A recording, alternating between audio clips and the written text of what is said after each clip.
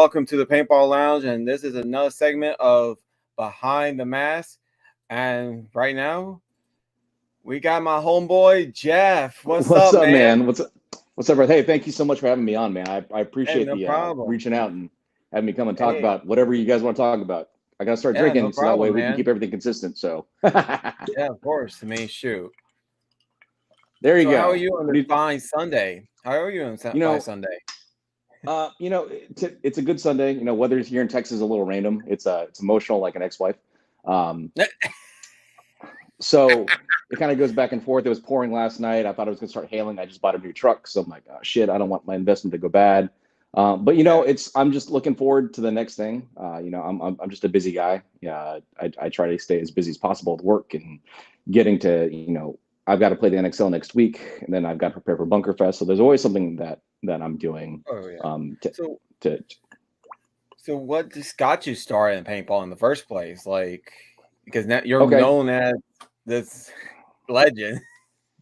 I wouldn't. I, Here's the thing, man. Zach, I'll be telling you honest. I feel like I'm a nobody in paintball. Um, I never wanted to go pro. Like when I started playing paintball 19 years ago, I never Hmm. wanted to go pro. It wasn't like, oh, this is what I want to do. It was like, this seems pretty fun. It keeps my mind and focus on something cool. Hmm. And that's how it really started. Like it was after my first deployment to Iraq. So that was about 2004 when I came back. Um, and we got bored and I said, hey, like paintball looks pretty fun. And I took a bunch of guys out to work. I put them in the dirt. I was like, that's pretty cool. So I did that for like another year and a half, just playing in the woods and playing some rec ball.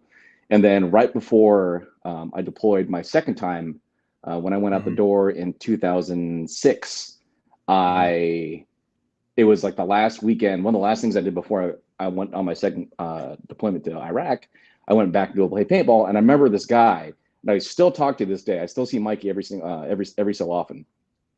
I saw uh, my first speedball practice, and Hmm. Mikey had got into the snake and shot like four dudes. And I'm like, I want to learn how to do that. And I was like, fuck, like I'm about to deploy to Iraq like in 6 days. So I literally went to like a Barnes and Noble. I went to every single Hmm. magazine store I could. To like I bought every single subscription to Facebook and Hmm. not Facebook, sorry, Faceful and Action Pursuit games. Like my backpack that I took to Iraq was literally filled with a whole bunch of uh, paintball publications, and I had pre-ordered a whole bunch of DVDs so they could be Hmm. sent to me in Iraq, and that's what I did. I spent an entire year and 3 months studying how to play tournament competitive paintball. I looked at the Yeah, ergonomics of it. that's how you had to do I, it back then. I mean, that's it I mean was I had like even my workouts were on my off time were based off how to play tournament paintball and how to learn how to dive and stuff. And then I came back after that deployment. I was stationed up in Washington State, and I was so poor at the time. I was selling my house down here in Texas. I was paying for an apartment. I had a new my daughter was about to be born, so I had no money whatsoever. And but I was eating like real thin. I was eating like salami and ramen just so I could play paintball on the weekends and pay for everything right. else. And I would spend a lot of time at what was that place where PTN used to be at. They had been indoor field up in right outside, I think, Tacoma. And Hmm. it was an indoor field, and you could be there as late as you wanted to be as long as you kept on paying to play. And I would Yeah. spend hours there just drilling dive drills, just shooting, like learning how to shoot on my offhand. And I did that for 10 months straight. And then Damn. that's all I did, because I couldn't show up on a Sunday and just practice and scrimmage with everyone, because I really didn't know anyone. But ultimately I spent a year and 3 months mentally preparing and training and studying. And then I spent the Hmm. next 10 months after that going through that study phase of ergonomics and biometrics and just learning how to be as natural and fluid as possible. And then after that, I just started playing tournaments, and that was pretty much it. I've been doing that for like what 19 years in total is Right. yeah.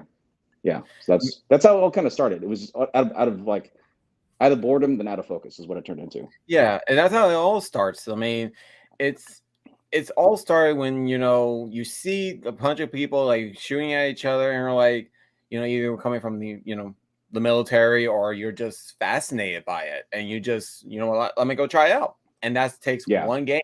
It only takes one game and you're just like, you're hooked on it. And it's like and I was like, that's way cooler than airsoft, because I saw an airsoft thing once. I was like, what the hell? When I want to like dress up in what I'm wearing like all the time to do. Now I was like, I'm not doing that, homie. That's not a thing. So airsoft's never been a thing. Shout out to all those airsoft nerds that are out there, though. I mean, like, I mean, there's no hate on airsoft. Worse things. Yeah, I mean, I'm gonna hate on airsoft a little bit. But yeah, I cannot hate on airsoft because I got a buddy in Arizona. He's been trying to, or Utah, who's been trying to get me to play airsoft, and I'm like, I can't do it. Like, that's no. I mean, and you could have worse hobbies. You could be doing cocaine. So I'm like, it's a lesser of two evils, I guess. I call paintball the addictive drug that is not actually going to kill you or get you in trouble. It'll make you poor, though. I'll tell you what, paintball is so expensive, and it's never been. It's never going to get cheaper. I just played today, and you know, shout out to Ryan. You know, he gave me a deal because I helped, you know, lay out the Lone Star event so we can try out and everything, and so I got a discount, but it's still a lot. Like, it is. Paintball is an investment. Oh yeah, it really is, especially since I think Playing Close just came out with a 180R, and that's like, I think it's like $1,100 just for for one marker. And they're, you know, the old one, the 170 was like 800, then pushed up to 900. So it really is an investment, but it's a fun investment. And in the end, paintball's not just a sport; it's a family. So you can't argue with that. And that's the God's honest truth, man. Like, you know, I'll be 42 this year. Why do I keep on playing paintball? And I tell a lot of people this now. A lot of people that actually retired this year. It's kind of funny. But people ask me why I still play, and honestly, it's because of people. To be totally honest, you know, I've won enough, I've traveled enough, but I keep on doing it because this is the time I get to see my friends. You know, everyone has life. Life is more in life and family.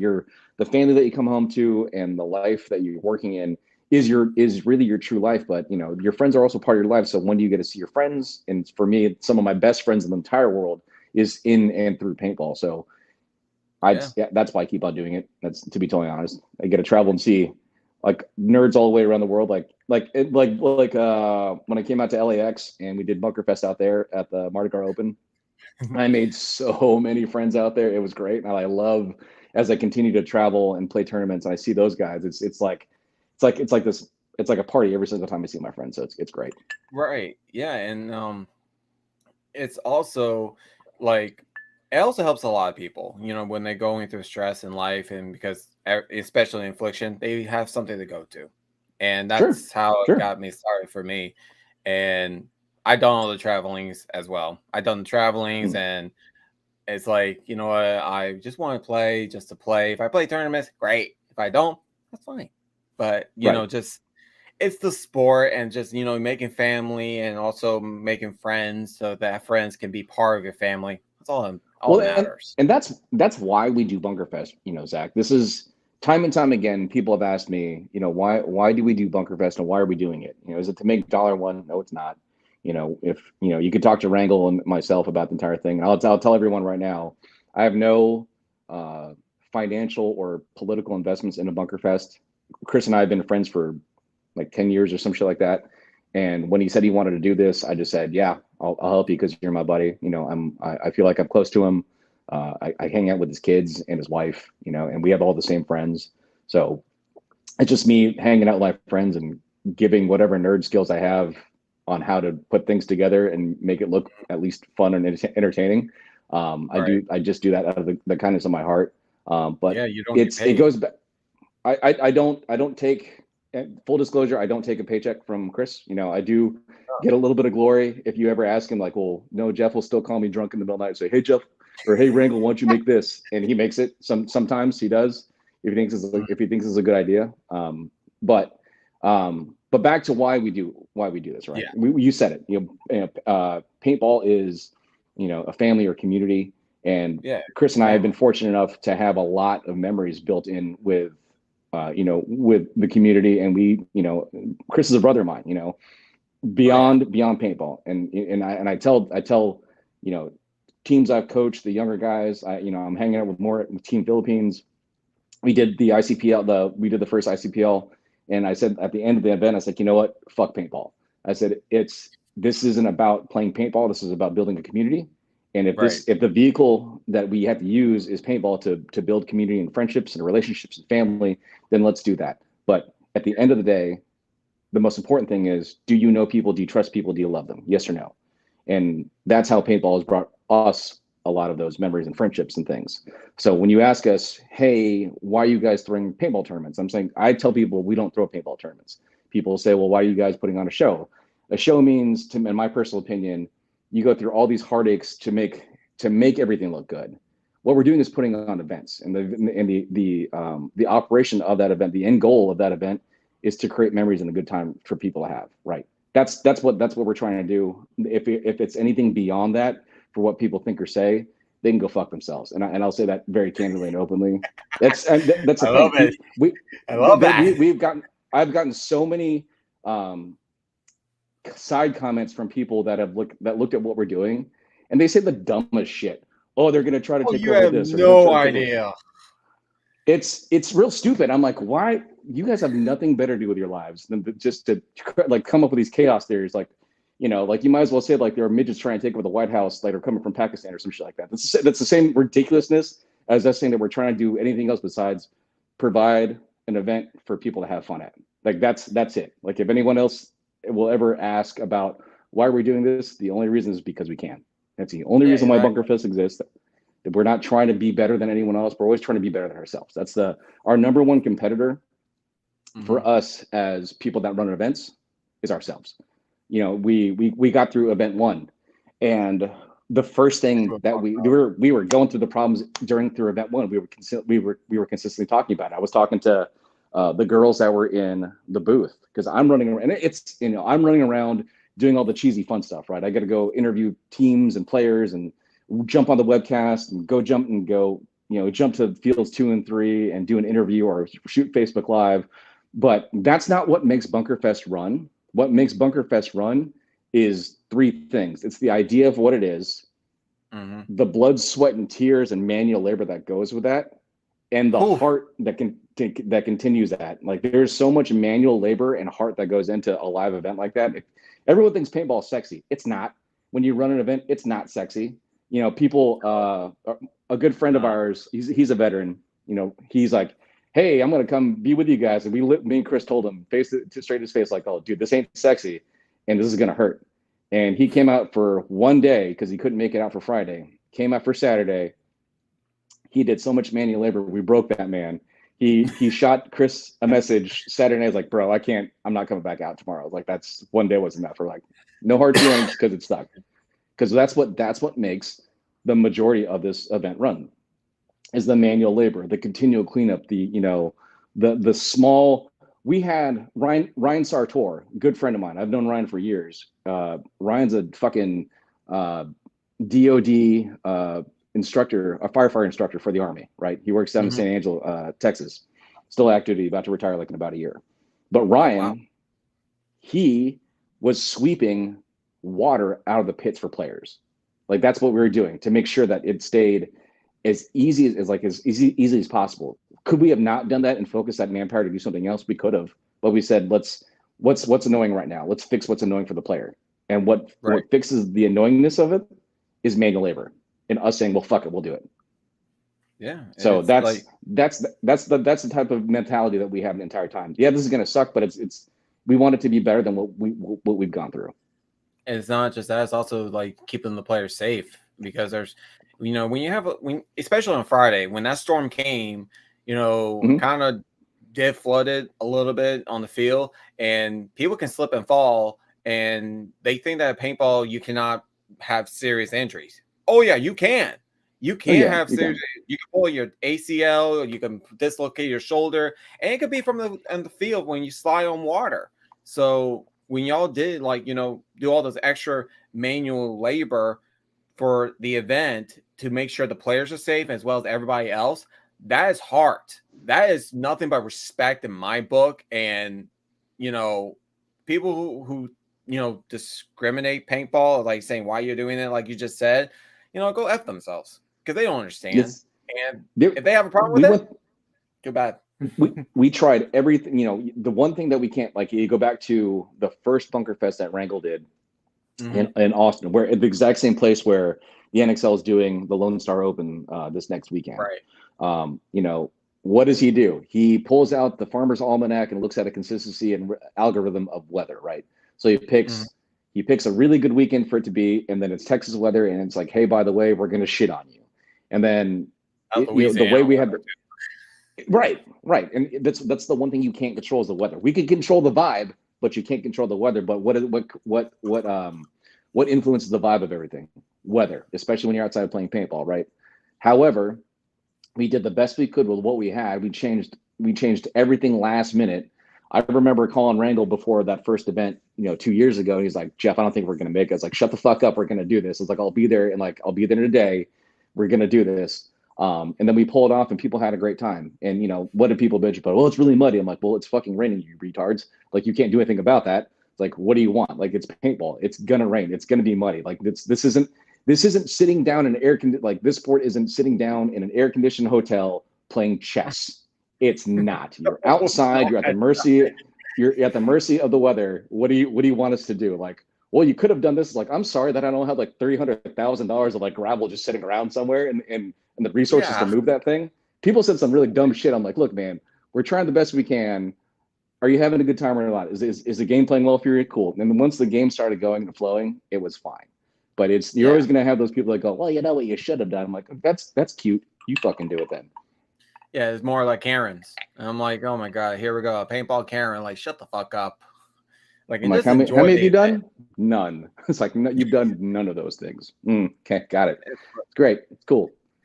But that's the thing though. We still take that into consideration. Even the small things. If we weren't an organization or a true organization or a business, I won't say business. Like you say business, there's a model to make money.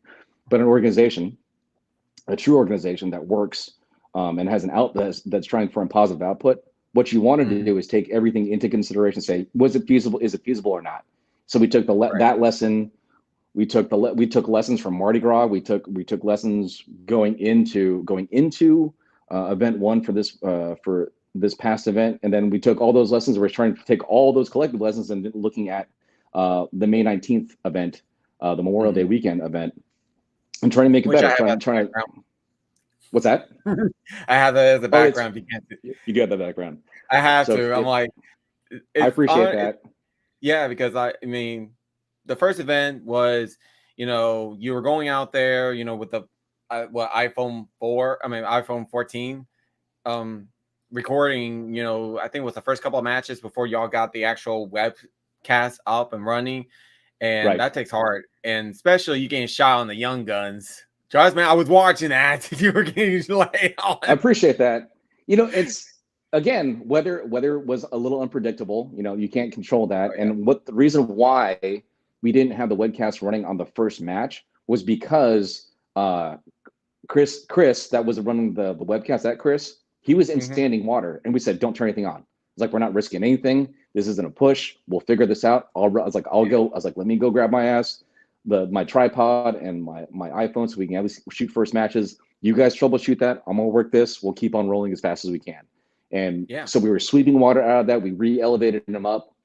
We were fixing everything just to make sure. We didn't want to say, well, fuck it. It's the weather. We can't do anything about it. We're going to try to do everything we can to make it entertaining. Right. And the number one thing that, when Chris asked me, Jeff, what are your number ones when we're running Bunkerfest? I said, the number ones is to make sure that every player in every division in every format feels like they are being highlighted and being a superstar. Right. Two is making sure that they're being highlighted as a superstar to their investors. And who are the true supporters and investors of any player? It's their families that are at home that aren't traveling with them. My wife doesn't come to paintball events because she knows it's boring as shit. I smell bad, and I'm not very fun to be around because I'm technically working, right? So if sometimes what she does is she looks at social media just to see if I'm winning or not. And I've been to so many different leagues and events. She goes, well, I can't tell if you've won or not. I'm like, all right, hold on real quick. So taking that in consideration, right? Taking consideration of all the young guns, right? Um, Hmm. knowing that they have a lot of family members, brothers, sisters, the moms and dads that couldn't make it, their grandparents that have invested into that $1,200 gun that they're shooting. Which I'm like, damn, that kid has a gun like more expensive than I have. I wanted to make sure they got covered so their families could watch them play. And there's no Hmm. better way to do that just by getting on the field and just getting as much coverage as possible. Like that's the bottom line. We can talk about, you look at all the other leagues, they're going to, they're going to publicize their media however they want to. But Yeah. my concept and my theory is you push and push and push and push and push during live events. There's no finding the metric time or waiting. Like everyone wants to know who won. I can't tell your wife or your mom, hey, just look on APPA, look at the point spread, because they don't have an APPA Yeah. login. They don't. And that's stupid. People want social media to tell them when winners win. That's it. That's the Yeah. bottom line. That's how my girlfriend is. Like she doesn't like how I come home all stinky and everything. She actually came to LAX to watch me play. I think with a mechanical tournament, and she was pretty bored. She was pretty Yeah. bored, and she It's didn't like like how. watching tennis, like, and people shooting each other. It's like, oh, they're shooting at Yeah, each other, but we can't say anything or they're going to get a penalty. I mean, she was there to support me, but she didn't like how it was stinky, and but that's why I send her videos like of hey, I won this point, or this is the me practicing, so she can understand and be part of it. Right. And Right. you know she's a big help. But Yeah, and that's I and that's why we have a webcast, and that's why we shoot as much live media as we can at Bunkerfest. That's very oh important yeah. for people to understand what's happening. I think when Go Sports started, and like you go back to like when Mm, the MPPL Super 7 was on ESPN2, where someone could explain the game as yeah. opposed to trying to watch it live. Shit, I remember my wife, the first time I won an NXL in Dallas and Chicago. We won because it was split deck, and I came off, and she goes, "Did you win?" I'm like, "God damn it!" She goes, "Well, everyone's wearing a mask." I'm like, "All right, never mind, it's fine. Yes, we won." It's like, let's go get medals, and then can we go get drunk? She goes, "Okay, you won. Congratulations." Like, thanks, no problem. And she, and then after talking to her about that, because she taught me a lot about the portion of spectating and understanding to someone that doesn't understand the sport. She Right. goes, all I know is it's a bunch of people doing like this, shooting each other. I can't tell who's who though. And I can't tell what's happening because you can't see the ball. I'm like, Right. that makes sense. Right. So That's one of the problems with paintball watching it live. It's like because when you watch like football and baseball or golf, like they can zoom in on the paint, the actual ball. But when it comes to right. paintball, you getting like 10.5 balls per second going everywhere, so you don't really know like where to focus it. The only way you can focus it on paintball if you watch the bodies coming off, and that's the Right. only how you Right. can know who's going to win or who's not. Right. Right. And that's one of the problems. That's one of the people have a challenge when it comes to paintball, and when they watch it, like that's one of the main challenges. It's to like trying to follow up, and Mm-hmm. you know, and even me, when I try to talk about paintball, even during the events, I can't remember everybody's names, but Mm-hmm. I kind of will say, okay, say that Dynasty has won, 1-0 or stuff like that, because that's all we can do. Right. It's We're yeah. not my, I think the best part going, but about live media and live events though, again, this is my opinion, and sometimes my opinion doesn't match the, you know, the bigger picture of things in some people's, business or organizational mindset. One of the right, things that people miss out on is the stories about the players, how they got there, what they're doing. One of the coolest things I ever did, my first World Cup, I literally met a guy that was a doctor. I was playing on the field. It was a split deck, and one guy on the field was a doctor. The other guy was like a street sweeper or cleaner. Like he just did like maintenance on the road. And long story short, the doctor had met the street sweeper, and they had a conversation. And then I found out years later that the doctor helped the guy get a better job because they're in the same area. So it was that kind of neat connection. of how they just met on a field and like how one guy could help someone do a little bit better and helped him get into a better situation, right? I think those are the stories that make things interesting. I honestly believe that, I mean, I have friends that are pros, right? I have tons of friends that are pros. I love them to death. But man, sometimes I just get sick of hearing about pros. I just do. Like at certain events, I'm like, that's great. Like, but they get so much coverage. They're the bottom of the tree. And Rangan and I'll talk about this all the time. Like, so if you have the tree, the bottom of your tree is all your divisional players. Those are all your true investors that are into the sport. Sure, everyone wants to get there to, the top of the tree and be a pro player. I get that. It's if that's your dream, that's your dream, that's your hustle. I get that. No, I'm not hating on you at all, but I'm not going to disregard the mass majority of what makes large leagues run, and it's the divisional players, right? Oh, I love like there's some pro players that you just can't talk to, and some pro players that are really fake. But there are some pro players that are just genuinely good folk, and those are the people I love talking about. I've never been a fanboy of any pro team specifically, but I've always been a fanboy of my friends, not because of how well they play. It's because how they speak to people and how they, how they just interact with people as a regular human being. Like it's like, oh, well, no one really cares if you're pro. Let's just, if there are some pro players that'll come talk to me and ask me about my, my family, my job, how I'm actually living, and we don't even talk about paintball at all. Specific like Corey Field. Corey Field is a good friend of mine, and we don't really ever talk about paintball whenever we talk about each other. Like when he was the transitioning from Seattle Thunder to the Ironmen, I knew what was happening, but I didn't want to talk about it. We talked about our lives and what we actually wanted to do outside of paintball. So that's the type of conversations I enjoy when I'm talking to people. Like I want to know people. I don't want to know about your metric win in paintball, because everyone's going to win and everyone's going to lose. So let me learn about the person. If I can learn the great stories about the people that play the sport, and then if they play our league at Bunkerfest, then I want to publicize those great stories and those people, and let people know that there are some really neat, trials and tribulations, some really cool wins that are in that scope of not just paintball but just people, right? Because this is a people sport, and without people, you can't play the sport. No, you can't. And I know a couple of people who outside of paintball who are pros. Man, I don't talk to him that much because he has a busy life, and that's Jesse Stevens. So shout out to him because he's from Slidell, Louisiana. Jesse, you're such a nerd. If Jesse, if you're watching this, and if I'm going to forward this to you, actually, I'm about to text this man. Jesse came out, so he was at the Mardi Gras Open. Mm-hmm. He was there. He's like, Jeff, I'm going to commentate, blah blah blah, and then he was going to commentate and do event one. I was going to announce it. And then Jesse had some things come up because he had to take care of some things for X Factor and the team he was coaching. So I get that.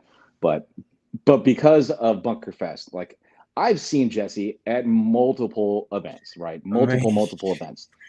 And until we got to Bunkerfest, where I actually got to talk to him and give him a hard time and start poking at him as like a human being, I'm like, all right, we cool now. So every time I see Jesse, I gotta mentally kick him a little bit. Yeah, of course. I mean, even when he comes to LAX, him and Drew, they're like this. It's just so much fun to watch them like just hang out. And in fact, I think Jesse was on the show because Drew wanted to be on the show, and he gave the phone to Jesse, and it was like really bad connection. And we were all watching I think it was like a football game. I think it was like a Patriots game or something like that, or Dallas. I can't remember. But he was just so much fun. And those are the people I like to talk to. And even without no paintball or anything like that, they just really that connection. But right. No, Jesse's a good dude, man. Like I loved seeing his roots come out. I loved actually getting to talk to him. I text him every so often. He's in the Austin, San Antonio area. So I'm only like maybe an hour and a half away from him. We always say we're going to get drinks, but life, work, things. Oh yeah, without a doubt. I mean, he keeps on messaging me and say, "Hey, you want an X Factor jersey?" I'm like, "Oh, I wish I had the money." Like, shoot, I wish I had the money for an X Factor jersey. Sure, I'll wear that with pride. Yeah, just a good dude though. Like I do appreciate that, man. Oh yeah, and back to what you're saying about the divisional is the makes the events and everything. I totally agree 100%. That's why on the Paintball Lounge we don't personally do pro players, because there's so many podcasts that do pro players, like Play the Game, they do it. I don't know, Spick and Span does it, so they cover that. But no one gets the divisional players. They don't get the actual other hey, these other events or the other fields.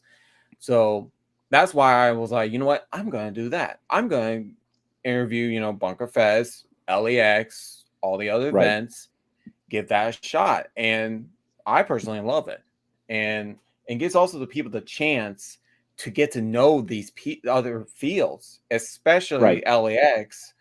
After Mardi Gras event, I didn't see a lot of LEX tournaments, and usually LEX balls are really great events. So I think last Sunday I actually recorded a 2-part video of LEX day event number 2. Really great event, and it was awesome. And that's that's what I wanted to do. I loved when we came out to LAX. I'd never been there until we were going to do Bunkerfest. Chris and I went out there like the first day of Mardi Gras to go check it out, and that was doing that cultural research was that was fun. It was dehydrating as well too. And then we get into it was great. And then we get to we get into Bunkerfest. We finished the Mardi Gras Open. But during the Mardi Gras Open, there were so many players that came up and saying, you know what, we had no clue that LAX has been changed so much. And I was like, that's not us. Like, that's all Drew. Like, that's Drew Bankston. Like, don't thank us for, at Bunkerfest, thank Drew for, for redoing that field and making it bigger than what it is. And so, I mean, when we came out there at the beginning of Mardi Gras, before the actual event started, I was looking at Wrangle going, this is the first time I ever met Drew. I was like, are we going to make it? It's like, no, like Drew's going to hustle this down, man. He gives me constant updates, but I wanted to see this. I wanted to see the progress for myself. I'm like, all right. But when we came to set up, it was already, Drew was like on the spot with everything. Everything was perfect. There are far and few fields that I've ever been to where not only was the facility great, but the staff was just, and the owner was just so, welcoming, and making everyone feel comfortable as possible. And God bless Drew and his family for continually making LAX ball just a great facility. That's a good place to play. If you're in Louisiana and you don't play LAX ball, you are failing yourself. 100%. He's a national treasure when it comes to Slide L's, tournaments, or just. He's a national treasure. So Drew, if you're watching this, you got your question answered. You are a national treasure. He is. I said it on our webcast. I said it on every single interview. Drew is a national treasure, and he's got a really thick ass beard. I'm a little jealous of that too, because I genetically can't grow facial hair. So that's I can't too, but I can't go that long. Like I cannot rock the Viking beard. I just can't. It's just not me. So I have to give him respect for that. So let's talk about the Veterans Militia. And so you're on Veterans Militia. Like which I know there's like so many Veterans Militia, but which one are you on, and how long you been with them? So Veteran Militia. Okay, this is a long story, and I'll try not to ramble on this one. Veteran Militia. Veteran Militia was built on idea of just building a community, right? So again, when I was active duty before I retired in the Army, I ran a group of soldiers called Army All-Stars. So what I did was I tried to find, quote unquote, the best players, or the most substantial players that were playing tournament paintball. And I made a social group. And when we could get together and play, we would do pretty well. By me doing that, I got to talk to the Marine team, right? The Marine team has always been sustainable at Camp Pendleton in California. So by me having the Army squad and then the Marine squad, we always had talked to each other. I've talked to like multiple Marine team captains. And so we both ran into the same problem. Well, I was running out of active duty guys that were good at playing paintball, and the Marine team was running the exact same. Then people would get out, right? I retired in 2020.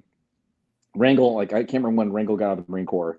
But all these guys would get out of the Marine Corps, but they still want to play paintball. And we went, wait a minute, now we can make a bigger pool of things. So let's, one, Wrangle and Travis Kerr saw the ice bucket challenge and said, this is stupid.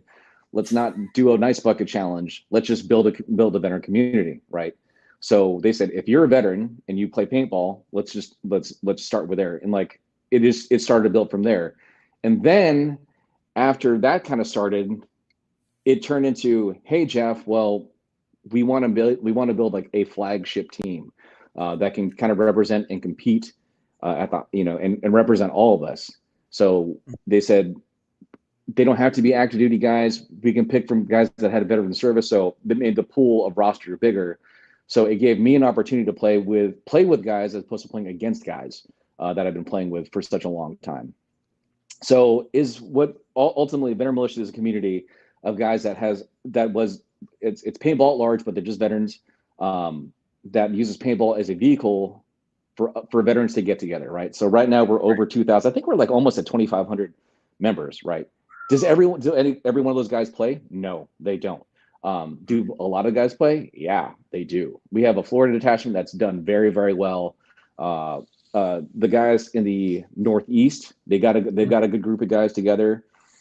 Metrically, I have the most guys in Texas, but apparently Texas guys don't ever want to fucking practice together. So I'm like, whatever. So no one ever shows up unless Wrangle and I come to practice. We have a California detachment. But the bottom line is, a lot of guys, veterans are weird. They're a weird animal, right? 1%. You go back to the metric of veteran service, right? 1% of the nation will serve in the United States military. And then you get out and you're like, well, I've been exposed to this like very box structure thing of life. Well, what the fuck do I do? Because I'm in the real world again, because the military is not the real world. It just isn't.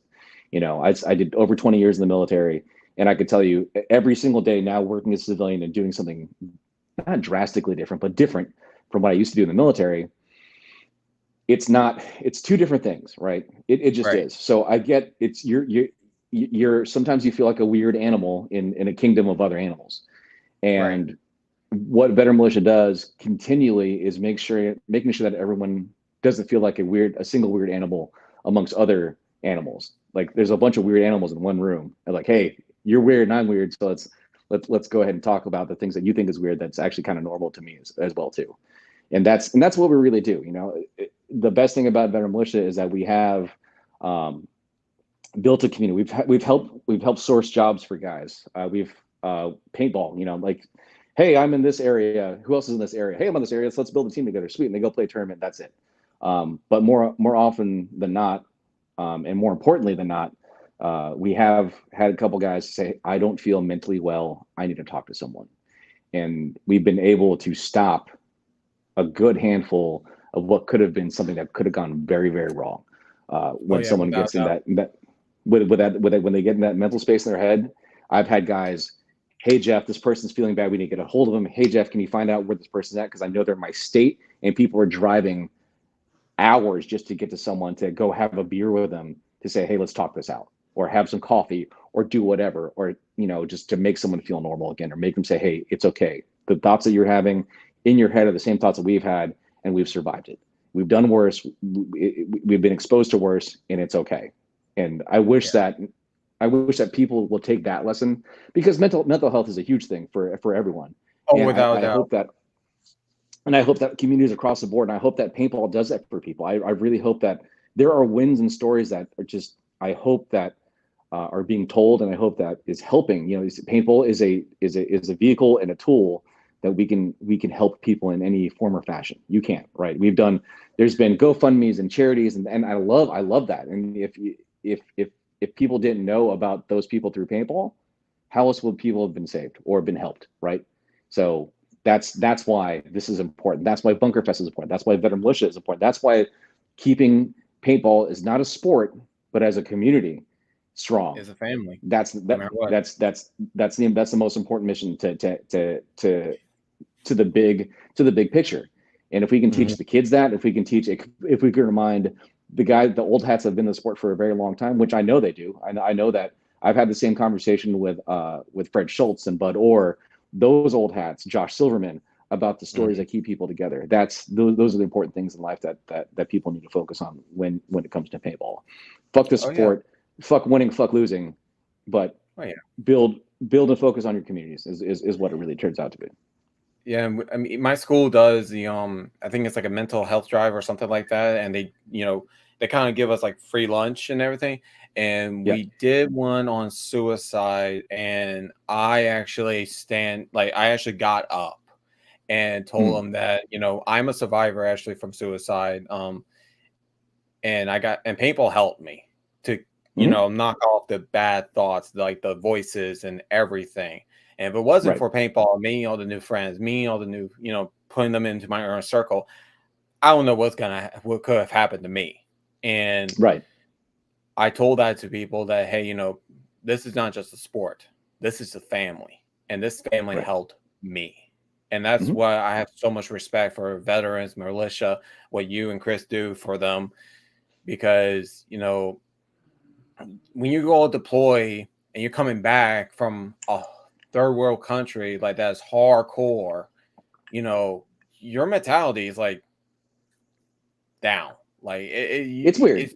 It's strange. It's weird, and it's also could be bad at the same time. And I don't like seeing people like going through that dark road. And for y'all to help them out, that's just respect. Nothing but respect. We try. And I appreciate that, Zach. And if you're a veteran watching this, by all means, get a hold of us. Look up VM Paintball Group on Facebook. As long as you're a veteran, you served, we'll get you in. And I'm not some like fantastic like door kicking soldier. I was like the super like big. I'm like the biggest like nerd, like non like combative dude like that was in the military that served for 20 years. But it doesn't matter what you did in the military. It's open to everyone. It doesn't matter what your job was. It doesn't matter what you really experienced. Trauma is trauma. It's specific to it's that because all of us have served. We know how not to necessarily address that trauma, but it's very similar to us. We know how to speak about it. And it's, again, everyone's weird in that group. Trust me, there's a lot of weirdos in that group. Just like all the veteran militia guys. Cheers to you guys. You fucking nerds. Swear to God. Hey, being weird is better than being normal. It is. It's specific with that. Specific. They're just specific kind of group of people. But I love them to death. I love the VM guys. I love the communities that I've been exposed to. There are some really great groups out there that are just specific. Veteran Militia One.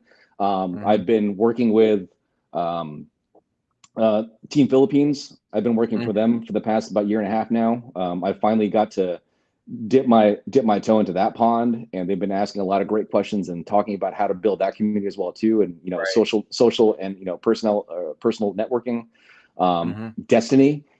I think B Paxton has done a fantastic job. I've known B for 10 years, actually probably longer than that. Talk to her about how she runs her organizations and how she builds communities as well too. I guarantee you there's a group out there in paintball that's specific to something that you like. I bet you there's like some furries paintball group out there that's like, they're like dressing up like an animal. If that happens, probably at y'all's Halloween event, if there's furries there at the Halloween event, I will book a flight to see that. I will book a flight to see that and take pictures because that would be awesome. I'm not gonna, because I think what we're saying is like we're gonna do a costume 1-on-1 tournament at Halloween Havoc. So that could be, if a furry wins, I'm gonna laugh because that'd be great. It would be. Tell me this: did you get Halloween Havoc from a wrestling event? I mean, maybe. I mean, so here's the thing. The way most Bunkerfest ideas work, right? Chris comes up with this crazy fucking idea, and he tells the rest of us on staff, we're like, all right, is it from alcohol or suppressed memories? Maybe it is. And we just run with it. I mean, sure. So could have Chris been drinking vodka one night and said, you know what? I thought about the time the Macho Man Randy Savage came out off the top rope and elbow, maybe during a Halloween hat, maybe he did, maybe he didn't. I don't really know. He thought maybe, the bad impression of freaking Macho Man. with a It belt. is. Oh my god. We try to make That it as fun was, as possible. It's like I remember I asked him like, why oh did you choose to my do god. a belt for the youth? He goes, well, because when I was a kid, wrestling was the most important thing to me, and it was like most entertaining. So my memory of a belt and children are like this are he's like that's kind of like this synonymous thing. It's like let's give the kids the belt because that was fucking cool when I was a kid. I'm like, okay, cool, I get it. So Yeah, and me, Drew does it here. Battle for the Belt, which is a 1v1 tournament. And I think Bearcats Neo won the first belt and it looked really good for it. I'm like, now I want to join it. Now I want to like get my hands on it. But shout out to the Bearcats, man. I love the Bearcats out there, like Hodges oh and yeah. Logan and all those cats out there. Bearcats, those guys are my homies. I really do. I love those dudes. Oh yeah, without I have nothing but respect for the Bearcats and um you know, like you said, shout out to Matt, Hodge, and Logan, as well as Connor and Hmm. Justin. That kid has been coming from a long ways, especially I, Hollywood. I Ooh. tell you, like when I was watching the youth division go, and I watched this kid like just start railing on people. I'm like, hey, what's your name? He's like, oh, he said he was one of the Hodges kids. Like, oh, that makes sense. I was like, that's why you just murked everyone. Got it. So shout out to Matt there, Matt and Christina for raising their kids in that sport and going. Mama I don't cat, want to play against those kids. Yeah, like you guys are mama you cat. kids are good. That's why. That's why in my head I'm like this. You know what? She's known as Mama Cat because she Yeah. really is. but but but no, thank you for for doing what you and Chris do for the veterans militia. Really nothing respect. But you said you're gonna play NXL, right? That's correct. I am slotted to play NXL next weekend in Round Rock. Oh, you're which team are you playing for? I'm playing on shit. I'm playing on it's like how many play I'm playing X ball with one veteran militia squad. I'm actually playing with Mhm. Chris on another veteran militia squad, and then I'm with my friend Charles Dean who owns Max Sportswear. I'm Mhm. playing 7-man with him as well too. Oh, So I okay. mean, we'll see how it all pans out. So it's paintball. If it's like if paintball's in your backyard, then play paintball Mhm. because it which and I'm going to say this is probably going to break a lot of people's hearts and minds. So here we go. Okay. If you're a Texas player and you didn't play Bunkerfest, you're an idiot. I'm going to say it out loud. There are a lot of teams that didn't want to play Bunkerfest for whatever stupid reason. I'm going to tell you right now, you missed out on an opportunity to put yourself in a competitive realm at a great price point Mhm. to really grow yourself in your team. You missed out on that opportunity. Mhm. If you didn't do it because you didn't pay registration or you missed the registration deadline, I get that. So Oh yeah. the lesson for that is hurry up and pay your damn registration and sign up. But if you did it out of whatever pride it is because you don't want to play paintball that's bigger than whatever other league that you want to play, or you don't want to expose yourself to a national event, because I had teams fly out from both sides of the nation to play Bunkerfest in Texas, and I have teams that are now playing our league only exclusively because they don't want to deal with all the other political bullshit. You're an idiot for not playing a national event in your own backyard. So if you're a Texas team, Exactly. if you're doing it out of spite, you're an idiot because you're only shorting yourself and your team to put yourself Mhm. in a very good competitive round. Oh yeah, I without mean, a doubt. we are not. I'm going to tell you right now. If you watch the webcast, especially when I get on there, we are not a PR webcast. We're not, Mm-mm. right? We're going to talk about some very truthful things, and if you slept on us, that's your own fucking problem, and it's your fault. Yeah, and that's what. And they also get the missed the chance because when I was piggybacking you know, y'all's live stream, I was helping y'all to get on that, larger platform because I got Mm-hmm. people on here who, that were watching when the NXL I was doing it, and I'm not going full disclosure about what happened because I don't want to get into detail about that bullshit problem. Yeah, there was a lot, but there was a lot of people that did not know about Bunkerfest or did not know about the South, like all the tournaments in the South. So when I was piggybacking y'all's live streaming, I was helping y'all to get into a larger platform because Twitch, I know Twitch can, you have a time limit with Twitch. You have a time limit with Twitch and then it goes bye-bye. But for my YouTube page, exposing y'all, especially y'all's teams, to be on a YouTube page, other people around the country be like this. Oh, let's see, El Paso Reapers. They're playing really good. I want to go to Texas and face them, or Texas Cyclone. I want to face them in the next Bunkerfest. Like it's exposing your team to and that's the thing, man. Like we don't care about. This is so stupid. Like running media, that your job is to make everyone look and enjoy, right? If not enjoy, at least look, right? The thing is that we're not having people looking at the focus of Bunkerfest isn't Bunkerfest. Again, the focus of Bunkerfest is the players. And if that means the El Paso Reapers are getting more exposure than they will in any other league, or Rip City United on the West Coast, or the Rejects out of Florida, right? Mm-hmm. They're getting more exposure. That's what we want. We want everyone that plays a sport to feel like a superstar, because they are. There are superstar moves, superstar moments, and superstar stories for every single player out there. And if we can capture as much of that as possible, then we can. And if you see me at the next Bunkerfest or any Bunkerfest, any player that's out there that's one of our clients, and you want to get on the webcast or an interview, just stop me. A lot of most of the people that actually stopped for this last event, which thank God they did.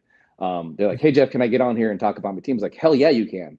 There's not been a point in time where I've told anyone no, except for Pope. That's associated. So Pope had asked me, which is really funny because Pope's wife and my wife are going to hang out this next NXL.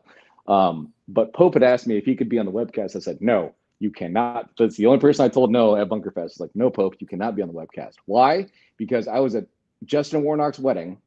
Shout out to Justin Warnock, because Justin Warnock is not only a veteran, but he's also working as he's a DLX tech at every single Texas event, and the NXL and all this other good stuff. Does great things for DLX. Thank you, Russell, for letting me plug DLX on this one. But I went to Justin's wedding, and Pope managed to offend and shut down 3 bartenders at a bar in less than 15 minutes. I'm like, that's why you're not saying shit on my webcast, Pope. And Pope, I hope you see this, because I'm not. Oh, it was not good. He is three. I had to apologize to those 3 ladies. Like, it's okay. He's drunk and not very smart. Which, you put those 2 things together, it becomes offensive. I'm very sorry. He doesn't mean what he says. I apologize. Please don't spit my drinks. That's what happened in Oklahoma.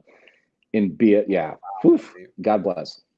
Yeah, no joke. That is the only person I've told no to at any Bunkerfest was Pope.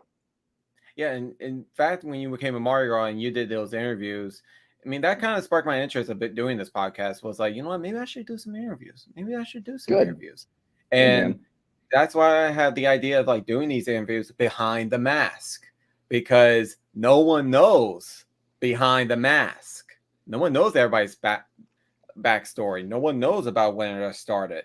And believe it or not, the number one behind the mask I did that I was super nervous about was Haley. Oh, Haley Leva? Yeah, Haley Leva. She was very nervous to me because not only she was the first female that I actually got to introduce, play with, and actually tear my butt up. She was at LAX, and I was. It was like a couple of random teams that come together, and she was playing with the Royal Cheesecakes, and she beat me. And I'm like, holy shit! I just got bit by a freaking girl who plays paintball. Fuck. And Haley very nervous. I was very nervous because I never got exposed to that, but shout out to her. And Haley's a threat, man. I'm gonna tell you, I'm gonna talk about Haley because there is something that we were gonna disclose with Haley this next weekend. When it comes to Haley and Bunkerfest. So I'm gonna say this out loud. And I hope that Lupe sees this. I hope that I met her mom at this last Bunkerfest for the first time. I've met Lupe a bunch of other times. I've talked to Oh Lupe yeah. about Haley and how much I enjoy uh, how Haley is and what she does and what she brings to the sport. I was excited to talk to Haley at this last Bunkerfest because of the educational talk that she had with the girls at A&M Hmm. about females in the sport. I thought that was fantastic, and I don't think she got enough coverage on that.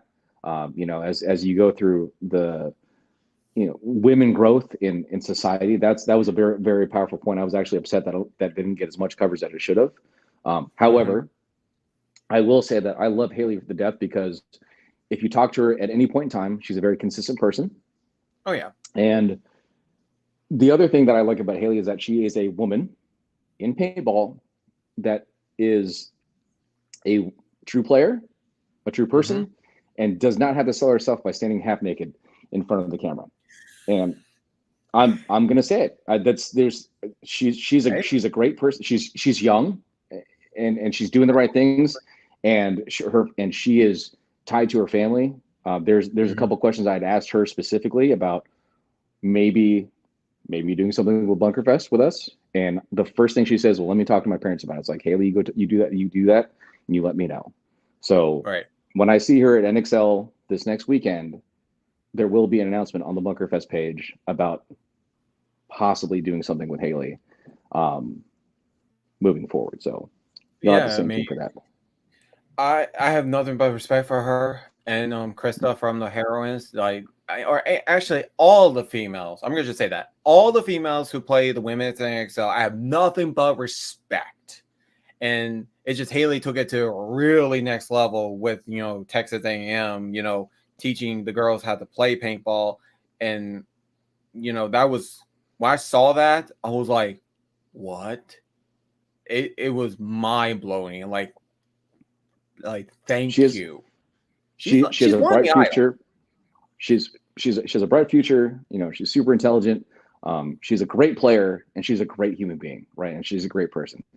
And I'm not trying to throw shade at any of the women in the NXL, the No, WNXL. I'm not doing that at all. no, But no. Oh no. if tell me anyone that's going to tell me that I'm a liar that she does not stand out having all those things in her arsenal, because she does. I'm sorry, she just does. Anyone Yeah, that she has does. ever met her, played against her, played with her, had a good conversation about her, will not tell you that that kid is not a good person at the core of all being. So I sorry, mean, if Haley's it's the watching way it this, is. I want to play a match with her. Like that's to be bucket list for me. Is like play a match with Haley. Like I will love to play a match with her and just because that would be awesome. And or any of the females, to be honest, because they just stand out, and you just like even the NXL, like you said before back then, talking about the pros is so fucking boring. It really is. But when you watch like the women's NXL, it's like, whoa, there it's But like there are so many good stories in there as well too. Like I've got to there is. play with and against Reina Garcia, great friend of mine, solid player. Um, Michaela Brooks from the Destiny Camp. I met her years ago, and she's like my little sister. She's been Mhm, I've been close with her, and I've been tracking her success as a person, not as a player, but as a person mhm, for mhm. years. There are a lot of but again, it doesn't matter if there were girls or boys or whatever it is. Like they're good people, and I know their story. So Right. don't ever and if anyone that's watching this is going to take away from anything that I've ever said, is that again, it's about the family, about the community, about the people that play the Oh yeah. sport, and take care of those things, take care of those ideas first before anything else. Fuck Yeah. winning, fuck losing, fuck whatever gun you're shooting. It's about the people that play the sport, and Exactly. that's where it It's comes all down about to. memories. It's all about memories. So, and that's when you can tell, your kids like, oh, I play paintball, I can tell you about the time of this and that. It's just the story that you can tell for the future. That will make a legend for paintball to live on. It's I not agree. the here and now, it's the future. Hmm. And um but there is like one thing I wanted to get this out before we go to a different topic. Me and Haley have one thing in common. What's And that? we both love Stitch. I'm a Lilo and Stitch fan. Yes, I will admit it. I am a Stitch fan, and I don't know if you can see it. It's kind of blurred out, but there's a Stitch poster right there. And Ah. my girlfriend can vouch for it. I'm obsessed with Stitch, and trust me, I probably, if I see Haley and her gun, I'm gonna probably steal it. I'm gonna steal it. I'm I'm gonna going to text her steal later, it. but by the way, keep your gun close. Yeah, definitely, especially mine, because mine's Fair an enough. LB too. I love that thing. So what else do you want to know, Zach? Like this is, full disclosure, there aren't really questions that I won't answer. There have been a lot of questions that that have been asked, behind the scenes when the curtain's down. And in the past 2 years, with this much exposure with Bunkerfest and Better Militia, I'm pretty much an open book on a lot of things. And if people want to know the secrets behind any organization that I'm a part of, or what things are, by all means, like this is a time Oh where I yeah. always tell people, just ask, man. Yeah, there's actually one question that someone asked me or messaged me, and Yes, I sir. actually want to know about what happened. What happened with Denver? Why did y'all cancel it? Like, what Okay. happened? Okay. So, and I talked to Chris about this. Here's the thing. If you look at most of the staff, 98% of the staff on Bunkerfest were all veterans, right? Have served, Right. still serving, and a sprinkle of other, a couple folk. Mm-hmm. And I can look at everyone's military service and say we've been very successful. Right. Why are you successful in the military? Because the bigger picture matters. And when you do something, you do it to the best of your ability, the full extent, for the benefit of the other people around you. Mm-hmm. We went through event one. We looked at the Right. timeline. We looked at how much time it took to do one event going into the next event. So there's two factors. I'll without, and we're not throwing shade at anyone. We're not doing that at No. all. The site was not fully prepared in the timeline that we're thinking about.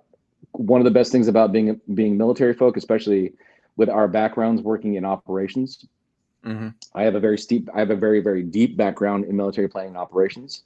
If you have to go back to your timeline and your pacing items going into the execution, right? And we went, Mm-hmm. all right, we're right about here, and we don't, based on the feedback we got from the location, we don't think this is going to pull through because they're not going to be ready. And if they're not going to be ready, we're not going to throw a shit product, and we're not going to try to make something not as good as we want it to be. And on top of that, and here's the thing, after event one, Mm-hmm. we were tired as fuck. And I bet. there was a time well, here's the thing. It wasn't that we were tired afterwards. We loved every moment of it. And I can tell you right now, there is a Bunkerfest staff chat that we consistently and continually tell each other that we're doing not only a good job, if not a great job, but the right thing. And there was a moment in time, and this is one of those things where people don't get this. And my friend Tanner Pagel had said this. He said he owns Pagel and Sons Jewelry here in Killeen, Texas. And I went to stop by his store just to go talk to him and pick up something. And he goes, Jeff, what's really neat is that as a player looking at the staff, it looks like the staff, you guys were a bunch of friends watching other friends have a good time. And he was right. He was 100% right. Every single person on the Bunkerfest staff, I would do anything for. I consider them my family. I consider them a very good friend. If someone was stuck somewhere and they needed a place to stay, unequivocally, hey, just come over and you're fine. You've got a place to stay. I'll take care of you. Not a problem at all. That being said, we got to a point on, I think, like Saturday, and Saturday is your highest metric day at the event. And we were just fucking tired. We were like, oh, like we were at one point in time, we were dragging ass. And when you start dragging ass, you get like snippy at each other. Right. And we're like, wait, stop. And I remember like Saturday night, we went to Sunday, we all had this not come to Jesus, but kumbaya dinner. Like, hey, whatever we said to each other today, it didn't fucking matter because we're all tired and we all know it. And, we got tested. Saturday was a huge test for us, from being there at 4 a.m. to having the most fucking players there, right, at any given Texas event, because as of Bunkerfest 1, we are the largest regional Texas event that's been done, right, in a very, very long time. And fucking with that parking lot, and then making sure all the games started, and then dealing with the weather still, and then all these other, like, we're hitting out things, like we went from moment to moment, event to event, task to task, thing to thing, back to back, and we barely caught our breath until like maybe 2 p.m. And by the time we caught our breath, it's like, hey man, you good? Like, of course I'm fucking good. People, you got snippy with each other. And when we had dinner that night, we said, hey, just because we got snippy with each other doesn't mean we love each other. Doesn't mean we're not doing the right thing, and doesn't mean that we're not taking consideration of the things that you're doing and I'm doing. We're a lot of things that we not plan for, but didn't mitigate for as well as we should have. Right. So taking into consideration that the field wasn't going to be as ready as we wanted to be, and knowing how busy and focused we are to make sure that the event series will go, because here's the thing, we don't want to push off to an off event and not dedicate to what we promised to the players that invested into the series for a full series win, right? Right. If event 1 goes off well, event 2 has to go off better. Event 3 has to go off even better than that, and by the time we get to 4, we should be goddamn near perfect, right? That's our mentality on it. If we add another off event that's going to try to pull away from the series focus, which is the root of all things for us for this year in Bunkerfest, then right. it's going to be too much, and we don't want to risk it, right? Let's focus on what the mission was for this year.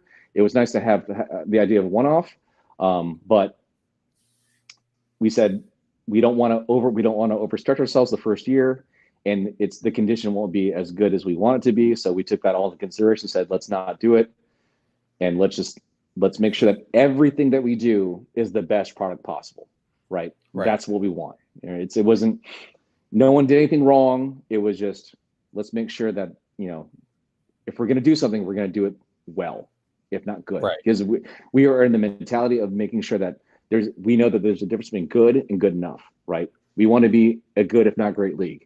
We don't want to be a good enough league that just got through it, right? All right, registration is open, and go fucking play your matches, and everyone doesn't care about the player or whatever, like what's going on during the match.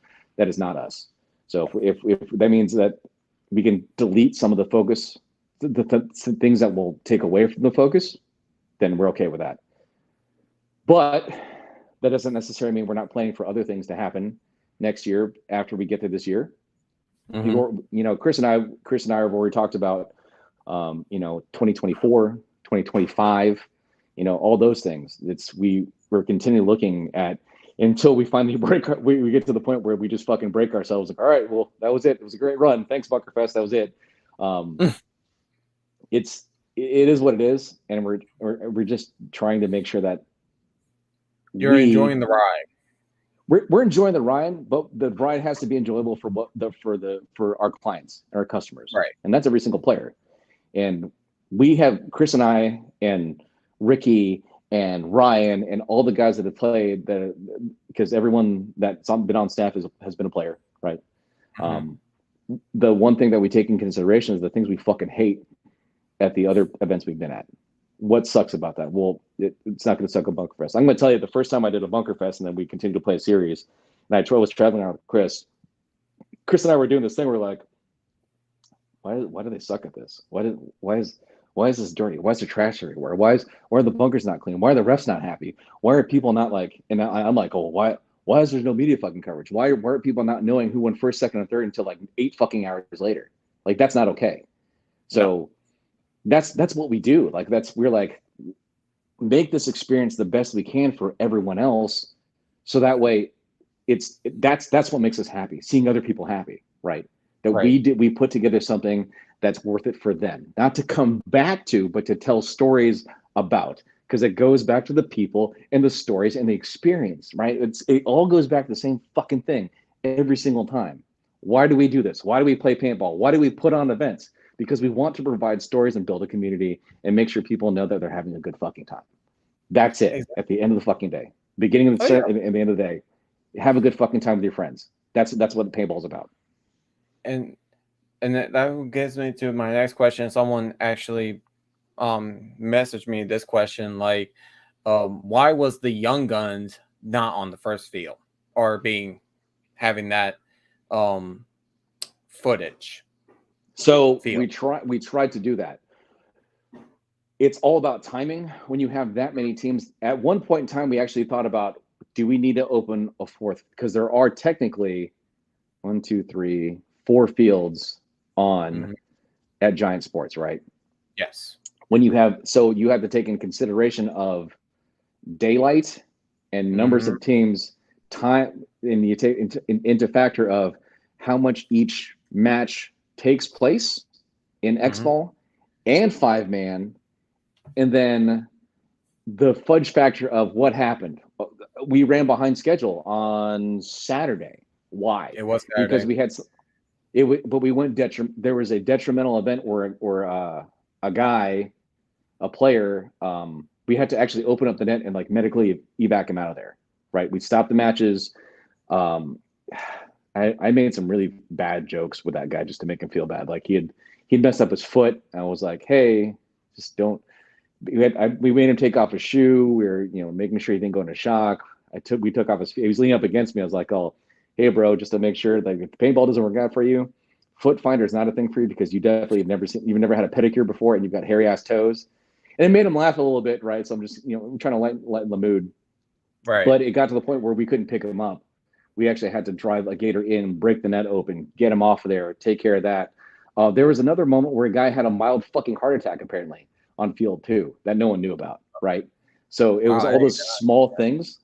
No one Hmm. knew about that. It's just like, hey, by the way, we're doing the best we can to get everything going. But when something happens on the field, you can't be like, all right, we'll drag the body off the field and put him in the pit and we'll go ahead and that's not the way that works. That'd be a No. dick move that we would still not be servicing that client or customer the way we're supposed to. Right. Safety is the number one consideration. The vibe is the number one consideration. But if we didn't take care of what we're supposed to take care of, especially veterans, right? Hey, there's someone Yeah. injured. We're gonna assess that. We're gonna take care of that as fast as possible. That's what we do.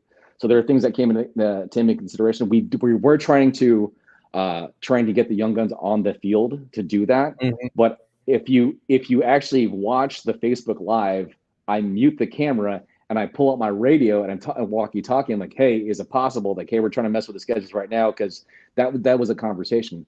It's never something that we don't take into consideration. It's what's feasible and possible, right? Right. I mean, if And if that's we would have finished the matches where Notorious got I remember like us getting the awards done and it was in a very low light situation. There was yeah. no way that we could have done it. Do No. we want to do more? Of course we want to do more. Do we want to put the young guns on the field? Fuck yes, we want to. Is it going to happen all the time? No, it won't. Why? Because we're the biggest fucking league in Texas right now. We just Yeah. are. Um, and as much as we want to, we'd love to. Um, but we're more than happy to dedicate an entire field to the young guns. So that way nothing absorbs that. Because the young guns went from God.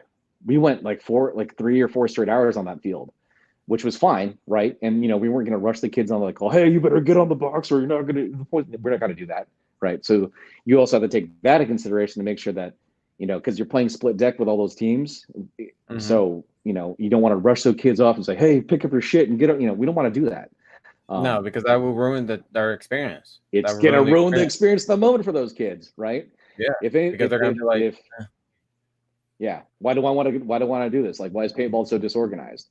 Um, but give the moment to the kids, right? That's why we dedicated an entire field to them. We didn't split them up. One of the things we talked about last year when we decided we want to do young guns, we didn't want to split them up across the field. It was like, hey, let's keep them all in one spot, and we're going to dedicate a time slot for them, so that way it's all consolidated into one thing. So right. it was a big important thing for us, and if we can make that happen, we want to. Is it feasible right now, based on the amount of teams that we have signed up that are going to try to complete the series? Probably not, but it doesn't mean it's not important to us. And as we continue to grow and build, we're going to see what we can do. Yeah, and like, especially since you got NXL, which is in next week, and then literally the month of after NXL, Bunkerfest. So Mhm. people need to understand that be patient. Like, just it will happen in time. I mean, we Right. have like after the second event, we have like 2 more events. Maybe we'll see the young guns on the big field, maybe. But and We're gonna try. that's why I was doing the whole podcast. Trying to tell people like, hey, get like at least we got footage. At least we are seeing these, these kids, Right. doing things that guys our age will do. Like There was an agreement between myself, the head ref, and the rest of the staff of Bunkerfest. Like when we knew a point was going to close, it was fine for me to run on the field and chase the kid down to watch, like to actually video it, so it didn't inhibit the point. There was a lot of times where I'm trying to watch and say, all right, it's a 2-on-1. I should be able to get like a little bit closer cross pass, get actually into the inbound portion of the field to get a little bit closer shot. So it's would we do that with everyone else? Fuck no, we wouldn't do it with everyone else. We wouldn't. But it's the youth, it's the young guns. We're going to try to give them as much, fame and notoriety as possible. And on top of that, it's like sometimes Facebook Live is a little bit more friendly for the grandmas that are home while we're watching, which we got a lot of good feedback about that. So I mean, I'm happy that it was a little more friendly for the grandmas and grandpas and the aunts and uncles and cousins and shit. So I mean, that was important to us to make it as easily translatable as possible. That's why I don't like the whole, Go Sports is great. I love Go Sports to death, but like sometimes when you have to pay for a login to do that, hey. And on top of that, I'm like everything at Bunkerfest is free. The webcast is free. Our live Facebook Live is free. This is free. Sure. We're trying to give as much notoriety to every single player for free. So I'm like, like if we had, if we were taking in more money to reinvest that into like another webcast full setup booth, yeah, I get that, but we're not really trying to do that right now. We're trying and that's why it was kind of upsetting me, because before I started the paintball lounge, I was watching NXL and that's all I could watch. And I was thinking to myself, why can't Go Sports have these other events that are so, you will love to watch this. You will like to see these different teams play their heart out and just see these crazy moves. And that's why I told Chris, like, hey, can I piggyback y'all's event? And I'm not gonna lie, we had like about 5,000 people watching it. The whole event. I appreciate that, man. Yeah, 5,000 people were watching it. And I was like, holy fucking shit, this is gonna be awesome. And it doesn't make us feel better or more famous. Chris. Oh, no. Chris runs his own social media. Like I've actually talked to Chris about his whole marketing scheme, for Under and Bunkerfest and shit like that. He's like, Jeff, I just post what I want to post. I'm like, all right, cool. That's cool, man. Yeah. Even for me on my own personal social media, like my Instagram and my Facebook, it's like my Facebook is all based about my kids and like some funny work stories. And then my Instagram is like more kind of paintball based and like funny random shit. But it's not to push our own metric. It's, again, Bunkerfest is to push the metric of the player that actually plays our events. That's all it is. I love that verbal. Brian Wolf came out and he's like, Jeff, Brian, if I'm disclosing too much, I'm sorry. I'll buy you something pretty or drinkable. But Brian just had a baby, right? He's got a newborn kid. I think his kid's like under like 18 months old.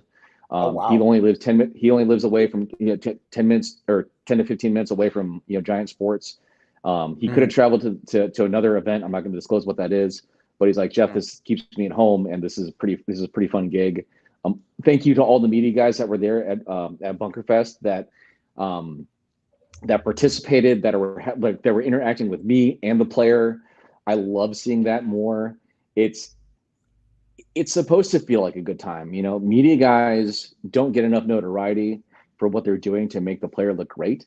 We don't charge for media guys to show up. We just ask, hey, when you shoot some media stuff, let us know and let us share it, tag us in it, and we're good, right? Don't be an asshole and be like, oh, well, this is my stuff, and you need to pay me royalties. I'm like, go fuck yourself. Like, get the fuck out of here. You're getting paid by the team. You're getting paid by the team to even like get Photoshop and shout out to all the photographers out there who gets on the field and like when they say stuff like that, I want to literally tell them straight up that camera is more worth money than what you made for your paintball. Because none of the photographers that have ever been to a Bunkerfest have ever given us a hard time like any media person has ever. So I appreciate everyone's, not patience but cooperation with us. It's oh yeah, they've done, and I've talked to most of those guys, if not every single guy or gal out there. They know how we work. They know what our idea is and how what our business and organizational motivation is. And it's fine. There's no rub. It's whenever some like weirdo that comes in from like that doesn't know any of us or doesn't know what the vibe is. So they go, well, you've got to pay me for this. I'm like, get the fuck out of my event, dude. Like I don't give a fuck about you right now. It's again, if we're not the event is for the player. That's right. What we're running Bunkerfest for. If it's anything beyond that, then we're doing the wrong thing. And that's why I do what I do with and for Chris and the rest of the players. It's because it's fun, man. Like even though it's tiring as fuck for us as a staff, it is so fucking tiring, but it's so worth it though because we have a good time. Ultimately, we're having a great fucking time. It is tiring because even I didn't ever run an event, I've seen how it can like just make you exhausted, just super freaking exhausted. But you can go to bed knowing that we got through the day. We got through this event. Oh my God. You have no clue how many weird things that we're thinking about the next. Full disclosure, going into event, so the Mardi Gras Open, there's video of me fucking with Chris Rangel in the hotel room because the car washes did not show up until 40 minutes before the first match kicked off. I remember that. We were freaking like we were talking to Sup Air. Sup Air was actually Sup Air actually given us the truck driver's like information and like phone number, and we were calling that motherfucker like every 45 minutes. Hey, where you at? Hey, what's going on? Blah blah blah blah blah blah blah. None of us slept the night before the day before the first match.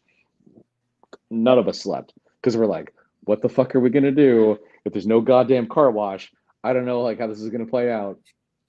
But we even the refs, we told the refs like, hey, we need you there on time so that way we can pull these out of the stupid fucking box off the truck. Like even Drew was with us as well too because we had to get the forklift up. Drew had to pull the forklift, get it off the back of the truck, drop it off to the field. The refs had to open up the box, fill up the goddamn thing, spike it down, and we still started 2 minutes prior.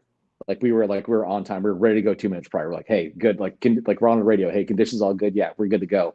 All right. Hey, horn's gonna go in 120 seconds, boys and girls. Let's fucking go. It was that much of us not saying, I know it gets there when it gets there. None of us slept. There's times where there's actually a funny video that I should probably disclose at some point in time before Chris kills me of him like laying in his bed like. And his fucking phone to continually going off, getting updates on this entire thing. Because if he didn't sleep, we didn't sleep, and that's how much we're invested to make sure that everything goes as smooth as possible.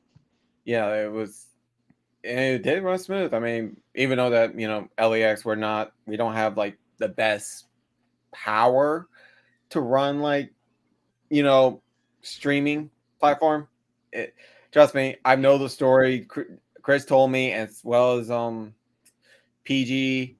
Shout out to him and Drew. They told me that they were running so much power on that compressor, and it was just not good.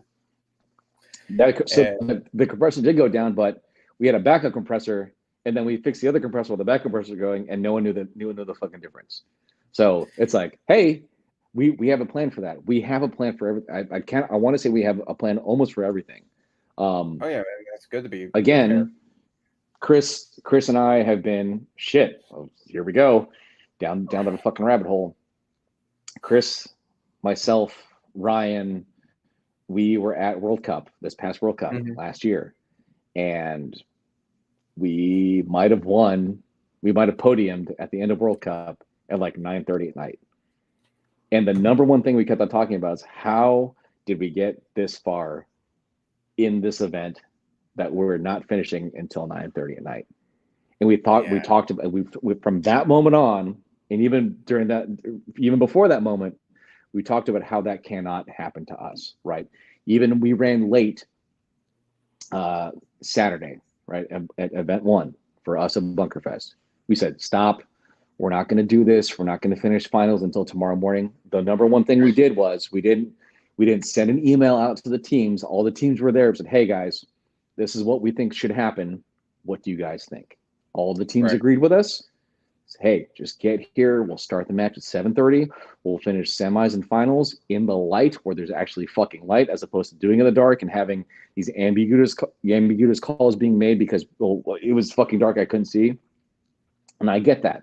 But again, that was the direct result of all the medical things that we couldn't mitigate for that were just hypothetical, right? No one knew that some guy was going to have a fucking heart attack or blow his leg out. We had to cut the nets open to make sure that we can get him out to the point to a place where we can fucking medevac him out. No one knew that, right? We did the best we could with what we had, and then when we got to the point where we said, "Hey, we're going to sacrifice a possible win for the team," but we're not going to do that to hypothetical things. Chris and I have won and lost in the dark in multiple occasions, and it sucks.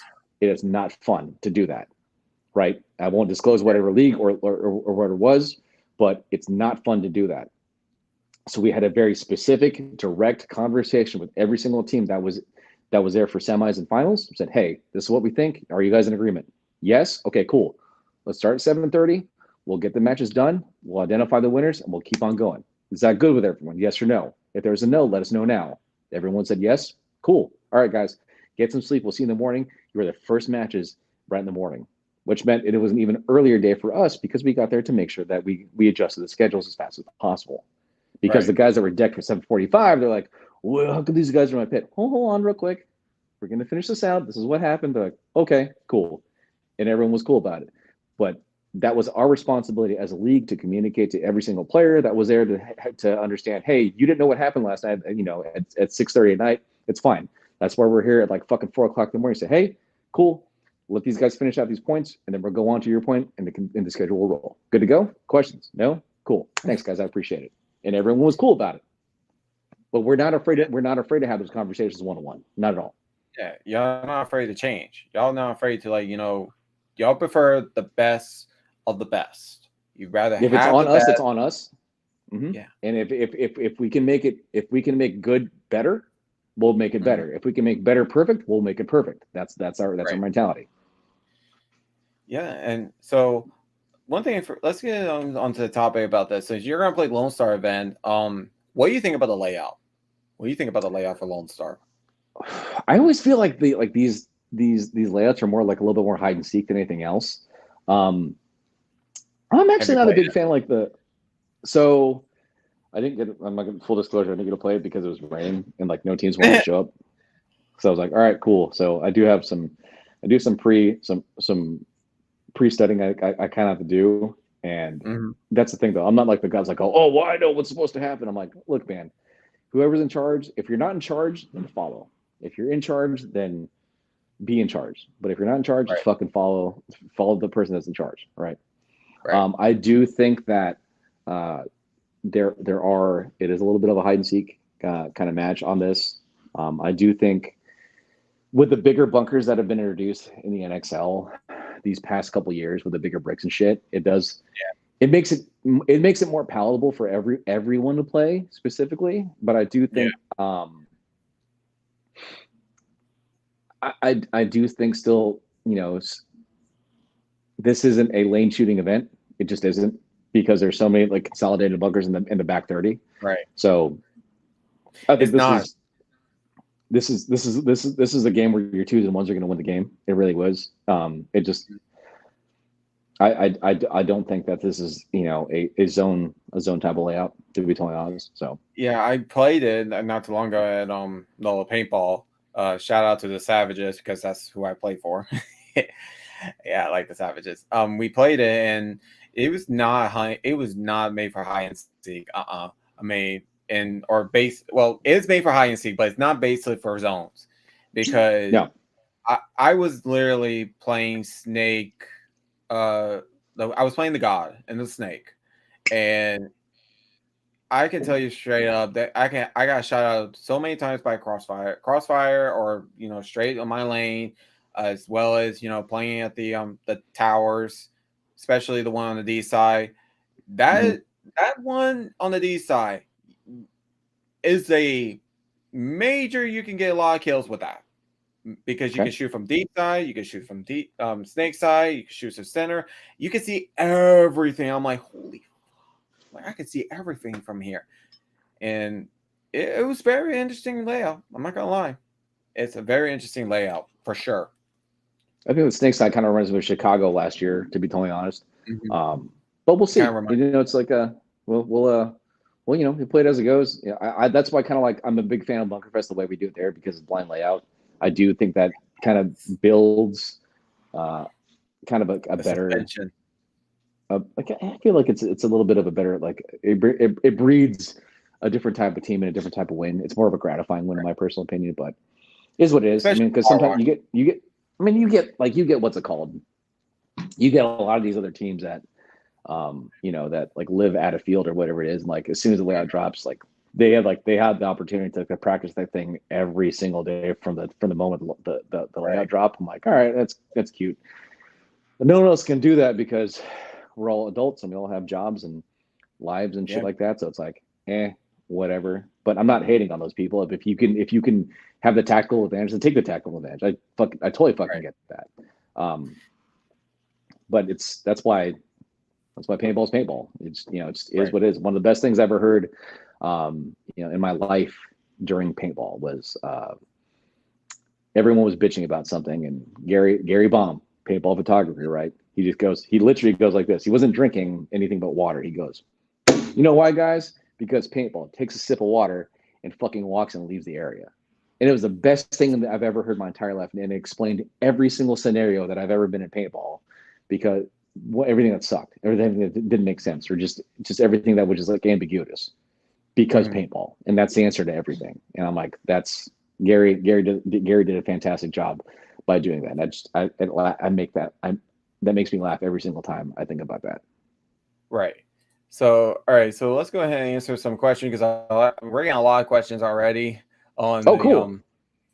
Yeah, and one of them is actually is tie into a similar question as the White Claw. So I don't know anything about. I know it's something about White Claw, but first one is from George Loslin. Can I say it? So full disclosure. Oh, Sorry George if I can't. Jocelyn. Yeah, It's George Jocelyn. yeah. He said. So where is the White Claw? Where is the White Claw? Okay, so here's the thing with Jeff Munoz. This is America. This is a country born on freedom and the hard and the blood, sweat, and tears of veterans fighting for freedom.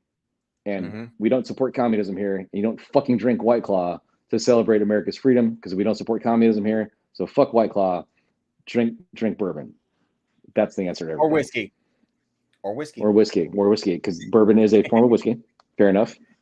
Hey, I like my Jack Daniels, so sure. That is technically that is classified as a Tennessee sipping whiskey. So I agree. That's what I first started on. Actually, I have a Jack Daniels barrel in my home, which is a great fucking talking centerpiece. But anyway, I digress. What's the next question? So this one's actually what you said. It's like, where like why adults like should drink White Claw or wear back Axe body spray. I mean, why Oh do you my even say god! that? So that turns like to one of those funny stories where I was at the gym, and White Claw. You shouldn't drink White Claw. You just shouldn't. Like we're not a bunch of college fuckboys. Like we're adults. We're men and Yeah. women that are adults. Drink something that's worth your time. If you're gonna do something irresponsible, do it responsibly. And any self-respecting adult should not be wearing Axe body spray. Just use soap or wear fucking cologne or perfume if you're a woman. But yeah, Axe Or body use spray is for backwash. Axe body spray is for children that are in fucking junior high, like they're trying to cover like up their pubescent hormones. So don't fucking do that if you're an adult. That's not a thing. No. And Not a or thing. even if you have to use Dr. Sasquatch, I mean, cry out loud. If you Soap really is desperate. great. Soap, God created soap, so fucking use it, ladies and gentlemen. Use fucking soap. Please, Wash your stinky ass. Or if you have to, pack a deodorant. Deodorant's the thing. Deodorant's the thing. If you don't believe in deodorant, get the fuck out of here. It's weird, you Please, hippie. Fuck. Yeah, if you don't believe in Darwin, get the fuck out of this bitch. No, don't do it. You're not. No, you don't believe in like in general society, in general population. Not a thing. Not a thing. Any other weird questions that the people want to know? Let's see. Then George asks you this, Jeff. Am I your favorite? No one's my favorite. Everyone sucks equally. Okay. Jeff has no favorites. All right, George. You heard it. Don't hate on me. Everyone sucks equally. So another one is from I Hate Paintball. If you remember them, Nick and Joey. Yeah, they answered asked a question. How did you get so handsome, or why are you so? It's like I tell Joey and the rest of the I Hate Paintball guys. It's a magical filter that's here on social media. That's all that it really is. If you meet me in real life, I'm not attractive at all. Not a thing. So that's not a thing. It's all the magic. It's the magic of social media. Then George is keeping asking so many questions already. P Bucket story. Good Lord. So what? P Bucket story. The P Bucket. That's. Oof. I had one of the things before I retired from the military. My wife said I couldn't do two things. One was contract overseas, and two was become a trucker because I would be away from home. Oh. And so I'd asked the question for a bunch of truckers, like, what's the worst thing about being a trucker? Because at the time, there were a lot of contracts for ex-military guys to get their CDL, become truckers. Like, well, you have to pee in buckets. So George Jocelyn is a trucker. So I said, hey, is it true that you guys pee in buckets? And apparently they do. And I'm like, that's disgusting. No. So if you're a trucker, love you to death. I love the fact that you're bringing all the Costco and Sam's Club bullshit like to the stores and stuff like that. But I do not agree about peeing in a vessel and keeping it inside the vehicle. I did that while I was in Iraq. I had to pee in a bottle. I might have thrown that thing, but as soon as I peed in a bottle, I chucked that thing right out of my convoy. So not a thing. That's disgusting. You should never sit with your own biological fucking waste hazard. It's disgusting. No, it really not is. A thing. Not a thing. I'd rather pee in the woods. I'd rather pee in the woods or anything like that. Like, damn, no. But apparently it's hard for a trucker, like it is like a military convoy when you're rolling down the road. It's hard to just pull over and say, "Hey guys, I gotta pee." I get that, but still, like, not a thing. I'm not a fan either with that crap. No. So, all right. So next we have another question. This one is from Connecticut. And I get these, Connecticut. I write down the people's names unless they want to keep it anonymous. So and it is anonymous saying this. Who is your favorite paintball player or legend? Okay. There are two people that I have came up as idols for myself, right? As a paintball player. One was Tim Montresor. I met Tim at the last ICC before he passed away. And I had the Faithful magazine when I deployed to Iraq in 2006 that had he was the centerfold, but he was the main story in that Faithful magazine. And I read that story over and over again. And here's the thing. I'm an Asian dude, right? When I grew up, I was born in 81. There weren't a lot of Asian athletes that are out there. So to find a guy, Tim Montresor, being successful in a sport as a pro athlete, I thought it was amazing. I had reached out to when I had a MySpace. I had reached out to Tim. I said, Tim, I think this is amazing, blah, blah, blah. And then MySpace died. And so years pass. I'm playing paintball.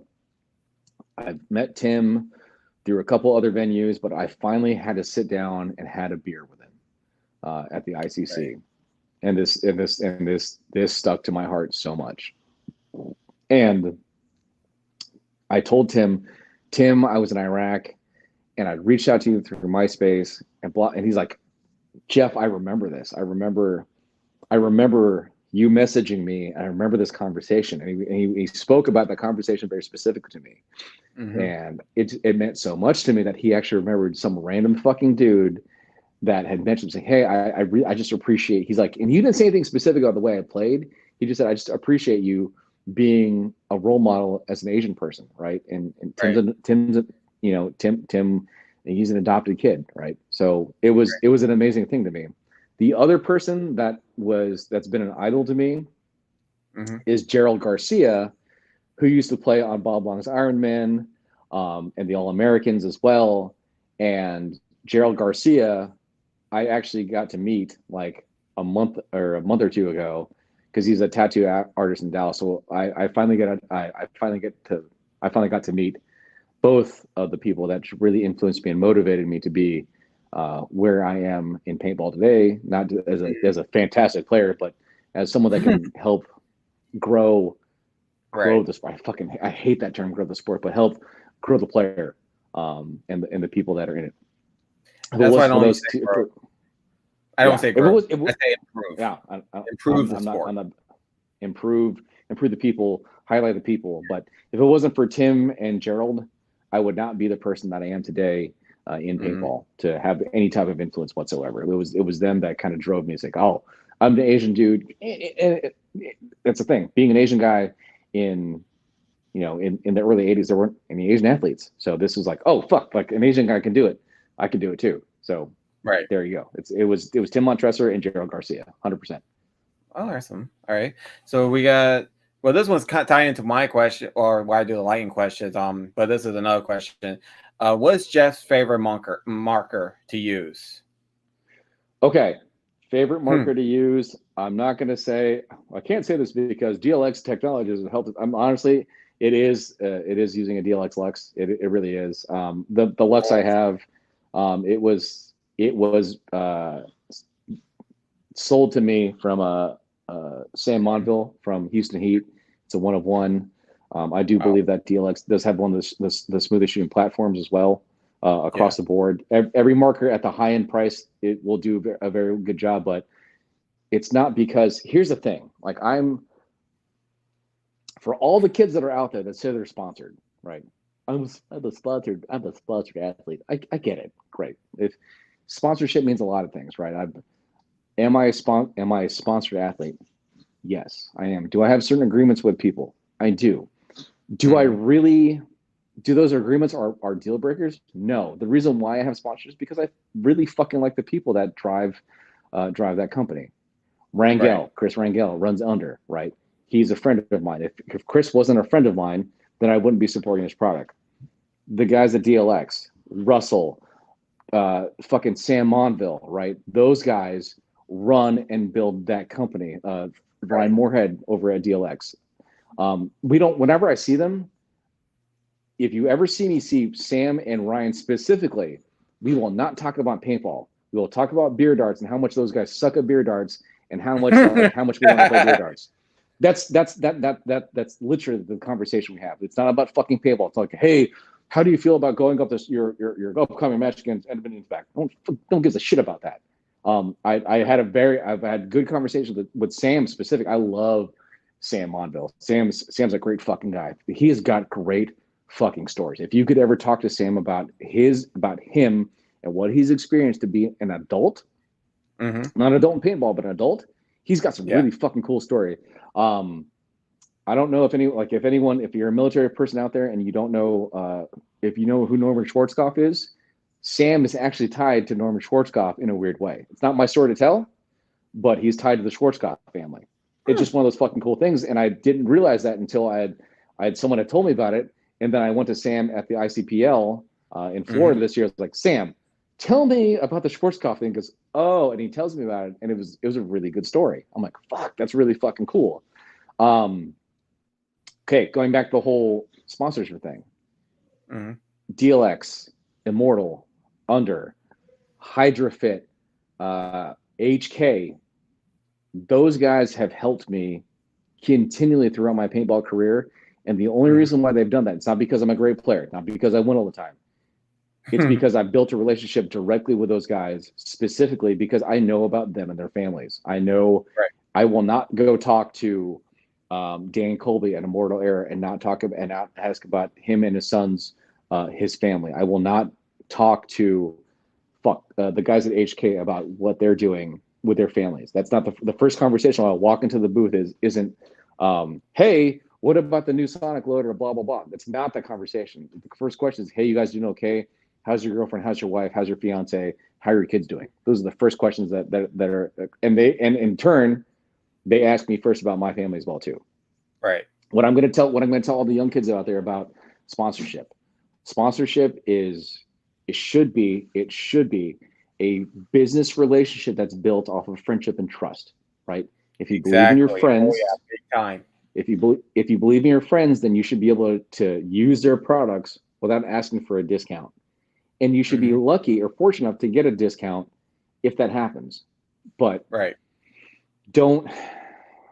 mean, it's real funny too, because people ask me like, "Ooh, what did your sponsorship get you, Jeff?" I'm like, it gets me like fucking free stickers and a T-shirt every once in a while. To be totally honest, no one pays for me to fucking do anything, or no one's covering my hotel. Like, I don't get free products from people. That's not a thing. Be a good fucking person. Be a good person and highlight the products that your friends that you believe in, that your friends built. Use that shit, and when you win, say, "Hey, thank you for my friends that support me to let me use their products to get to this point, if not to win, but to at least represent myself and their brand and everything else." If that's what sponsorship really is, don't think that it's getting free shit, to be totally honest. I mean, if you could say that I've been if that's the case, that I've been a sponsored athlete for 19 years of the sport, fuck that. I have friends that build some cool shit, and they sometimes they let me use it. That's what that is. Like the HydroFit guys, the Lucal family, they've given me knee pads to use, which I think are the best knee pads in the world, because I'm an old fucking fart, to be totally honest. I agree 100% with the knee pads. They're like but the Lucals, JD, his wife, all the Lucal brothers that are playing a paintball fit. It's a great fucking. It's a good fucking product. It's a great fucking product. I love it to death. So, I mean, I'll speak openly about if it's a product that I'm using that I don't believe in, I'm not gonna fucking use it. If I'm using it, I believe in it. They make some compression pants. If they're watching this, they better make some compression pants. I would like to see that. I would like to see that. Even Rangel stuff from under. It's the stuff that's usable on the field. His mentality is, wait a minute, I was in the military. It should survive, right? The military's operational stuff, the lowest bidder possible. Fuck all that. Let's make it better. Let's take all the things that we fucking hated about having military gear and make it better. Right. More functional, more durable, more ergonomic. Right. Let's do that. That's why the products that I use are things that I believe in, and not just the product itself, but the people that are behind that product. I believe in that. I have so many friends right now that are building shit or have built stuff that put their heart, soul, their mind, their mental capacity in their products. And if they ask me, "Hey Jeff, can you shoot this?" 99% of the time, if they ask me to use it, they ask for my feedback on it, and they take that into consideration. So it is what it is. I mean, there's a lot of good people that have supported me, and I appreciate them every single one of them. And I would not be here with as many wins or as many representations. And that's what that is. It's not about winning. It's about representing yourself and the brand. Is what that really is about. Yeah, 100%. That's why when people always seeing LEX on there, it's not because like, oh, they sponsor me because I'm local. No, it's because I know Drew. I know his mom. I know his daughters. I actually went to high school with one of his daughters, really sweet girl and everything. And I've actually, I know Drew as a friend. He's like one of my closest, he's a good friend. He's like a father figure to me. He really is. And he's always makes me laugh.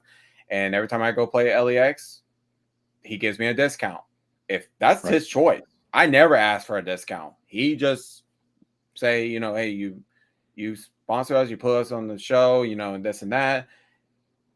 And I do it out of the kindness of my heart. And I agree with your method.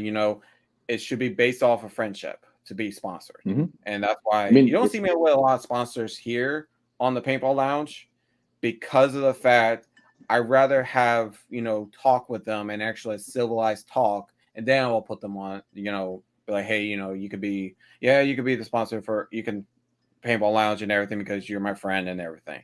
And that's why I stick with. I mean, you have to be able to trust your friends, right? And you have to trust their products. I mean, I can tell you when I can't remember how many years ago. It's maybe 2013 or so. I was sponsored by Pinocchio. Then at one point in time, I can't remember what year it was. Pinocchio, HK had bought out Pinocchio, and HK had reached out to me asking about the speed and their products. Like, hey Jeff, what do you hate about this? What do you like about this? They took that feedback in. I've known about certain things about that loader for such a long time, because that was one of the first 5 developers and testers of the Pinocchio speed.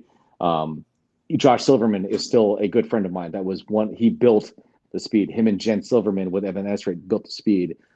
Josh is actually the godfather of my daughter. Wow. There's that story, about how much I trust Josh Silverman. Josh had just texted me last night. He said, hey, by the way, because Josh is now working for Valken, he reminded me that he will be down here with his wife for the Lone Star Open. So I will see Josh and spend a good amount of time at dinner with Josh. I talk to Josh, if not once a week. There's a lot of people that I talk in paintball with once a week just to make sure that we're okay, right? Again, if it wasn't for paintball, I wouldn't have the friendships that I have with certain people. So like I'm blessed on for what paintball has given me. And if my friends make a product, then I'm going to support my friends. And if there's something weird about that product, I will let them know. Hey, you might want to look at this. Like, got it, Jeff. And for some odd reason, people listen to me for some stupid reason. And it's because you give them your honest opinion. They'd rather hear that. They'd rather hear an honest opinion than a lie. And so again, it's do I have sponsors? Yeah. Do I have great friendships? I do. And that's all about. I love the people that have helped me, and I will help them in any given time for any reason whatsoever. So if any sponsor knows that if they've ever helped me, they know that all they do is ask for me to do something. And I've asked the guys some weird shit like last minute, and I've done it wholeheartedly without saying, well, I've got this. No, man, you've helped me. I got you. It's really easy. Really easy.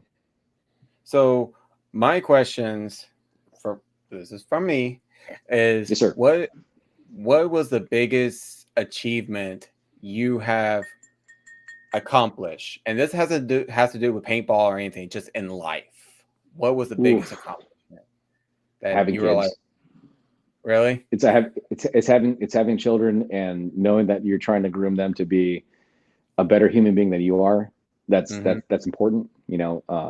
If you said, even in paintball, right? My kids know that the reason why I play paintball is because I have friends that do it, and you focus with your friends to get to achieve a goal or memory. They understand that.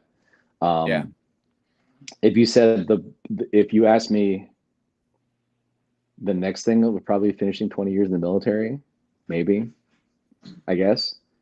Right. But quite frankly, if you said in paintball, what is the most memorable moment?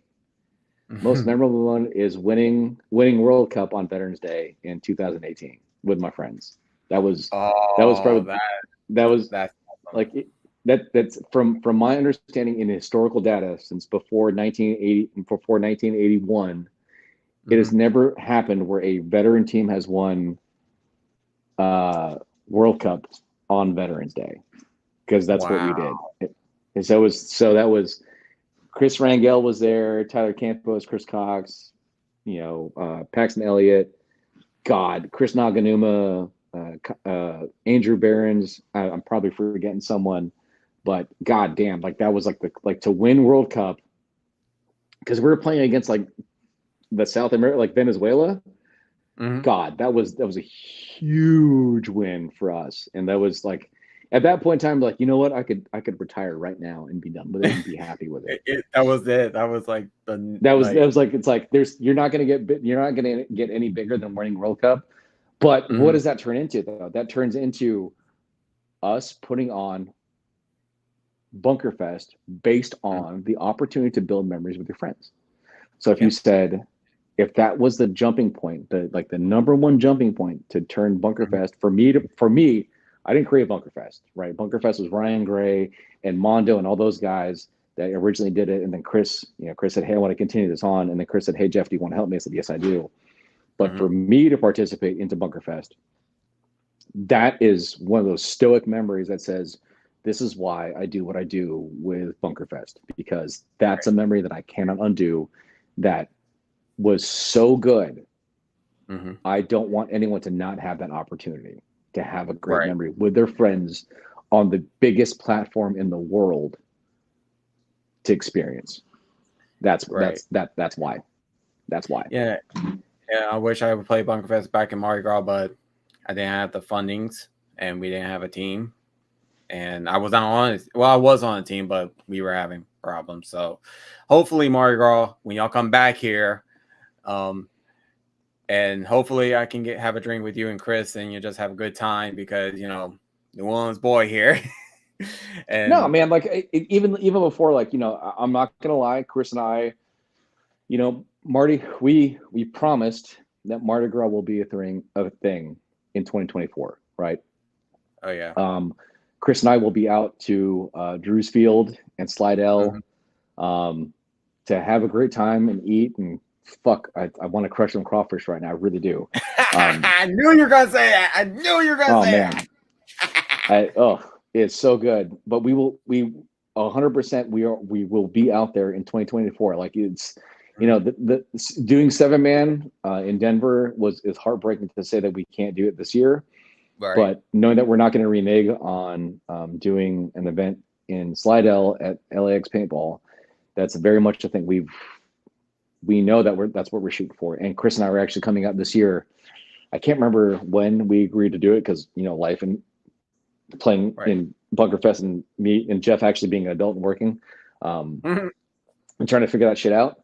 We're coming out there sometime like the next I think 60 days just to look at the field and have a conversation with Drew and get all the business stuff down. Yeah. That's something that Chris and I talk about at least once a week. The continuation of Bunkerfest and knowing that in 2024 we are going to be in Slidell at LAX Paintball. That event's too good. The people are too good. The event, the vibe is too good to not throw an event at LAX. That's again. And hopefully I that get the chance to community. play it. That community is too good, man. And if you can't play it, you just come out and have a good time, Zach. Like that's the thing. Oh, I did. Every single Bunkerfest that we're gonna do, let it be in Texas, in Denver, Louisiana, or any undisclosed place that we're gonna do, we try to make it as fun for the player, to the spectator, to the supporter, right? To the vendor, the media guys, everyone that participates in Bunkerfest for whatever reason, you show up to the event, it should be a good time. The one thing that is the hardest thing to control that I am so adamant about is the vibe of the event. When you walk in and say, all right, I'm here. Are you a player? Are you a vendor? Are you a food truck person? Are you someone that's just supporting your friend or husband or wife or boyfriend or girlfriend on the field? Are you having a good time? Yes or no? That's what matters. And that's where we're at. Oh, yeah. And when you can ask my girlfriend, she's probably not watching, I don't know, but when I went to Bunkerfest and I was just there to work for Pelican Paintball, and shout out to you, Ryan. He does a great thing for it. But I acted like a kid in a candy store. I'm not gonna lie. I acted like a little kid in a candy store. I was like, whoa. And I wish I had a lot of money because it was like that moment where I want to buy a lot of stuff over there just to be like, I remember this. And I did buy a shirt. I actually bought a shirt. Good. It's the green one, and I love it. And as well, I remember going inside the trailer, and this one actually means a lot to me. It's the autism awareness headband. I have that close to my heart. I don't play with it. I can't play with it because it's just too close to my heart because I have autism. And anytime I play an April tournament, and hopefully one day I do, that I can donate the money to autism awareness because good. I like to see kids or adults who has the same thing I do play and enjoying the sport. Because and Zach, once you get to that point where you want to start donating money, like I'm going to tell you right now, I will do whatever I can in my power to help you with that mission. 100%. I'm going to here's wait, we're like over 2 hours right now. I hope no one's getting bored watching this. I will tell you a very fast story about how autism has affected my life, and this is actually a bad story to tell. Years ago, I was actually part of a group called Paintballers for Autism. and I found out that person was stealing money from the general public and hiding that money. And as soon as I found out, I pulled out of it, right? And I always told myself that if I can ever find a way to make that right, because I was tied to that. I was 100% tied to it. As soon as I found out that it was being done incorrectly and wrong and illegally, I pulled out of it. And I always told myself that if there's a way for me to make that right for anyone that is affected by autism, and I have friends that have so many children that have autism, and I empathize with that so much. And anything that I can ever do to help that cause, Zach, you let me know, and I'm there, man. Like I give you the money back guarantee that anything that I can do to help that cause, I'm there. I'm all in, man. Oh, trust me. There was actually, I still remember it. There was a tournament. It was back in the day. I'll never forget it. It was in April. I donated to the autism awareness. And, may the kid, rest in peace, because he did pass away a few years back. Really sweet kid. And, I don't want to get in full detail because it's very emotional. I don't want to get in, and you don't want to see me cry. I'm an ugly crier. But it's just moments like that just makes me feel good. It makes me feel good because I feel like I'm giving back to the community of autism, right, but as well as paintball. Well, you can, like, that's the thing. Like, this is, again, paintball is a vehicle that we can use to help everyone. Autism, veteran suicide awareness, anything, a person in need. There are so many things I've seen where people have been able to help people through paintball. So why not? Like, why not use that why not use paintball as a vehicle to help people?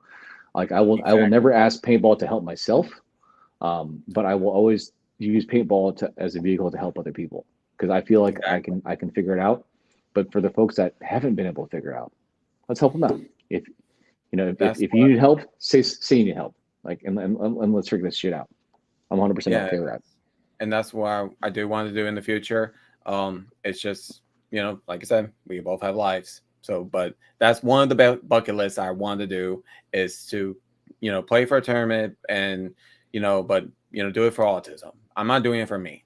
I'm doing it for the kids and adults who, who knows that, hey, I can play paintball. I can, meet people. I can actually feel welcome home.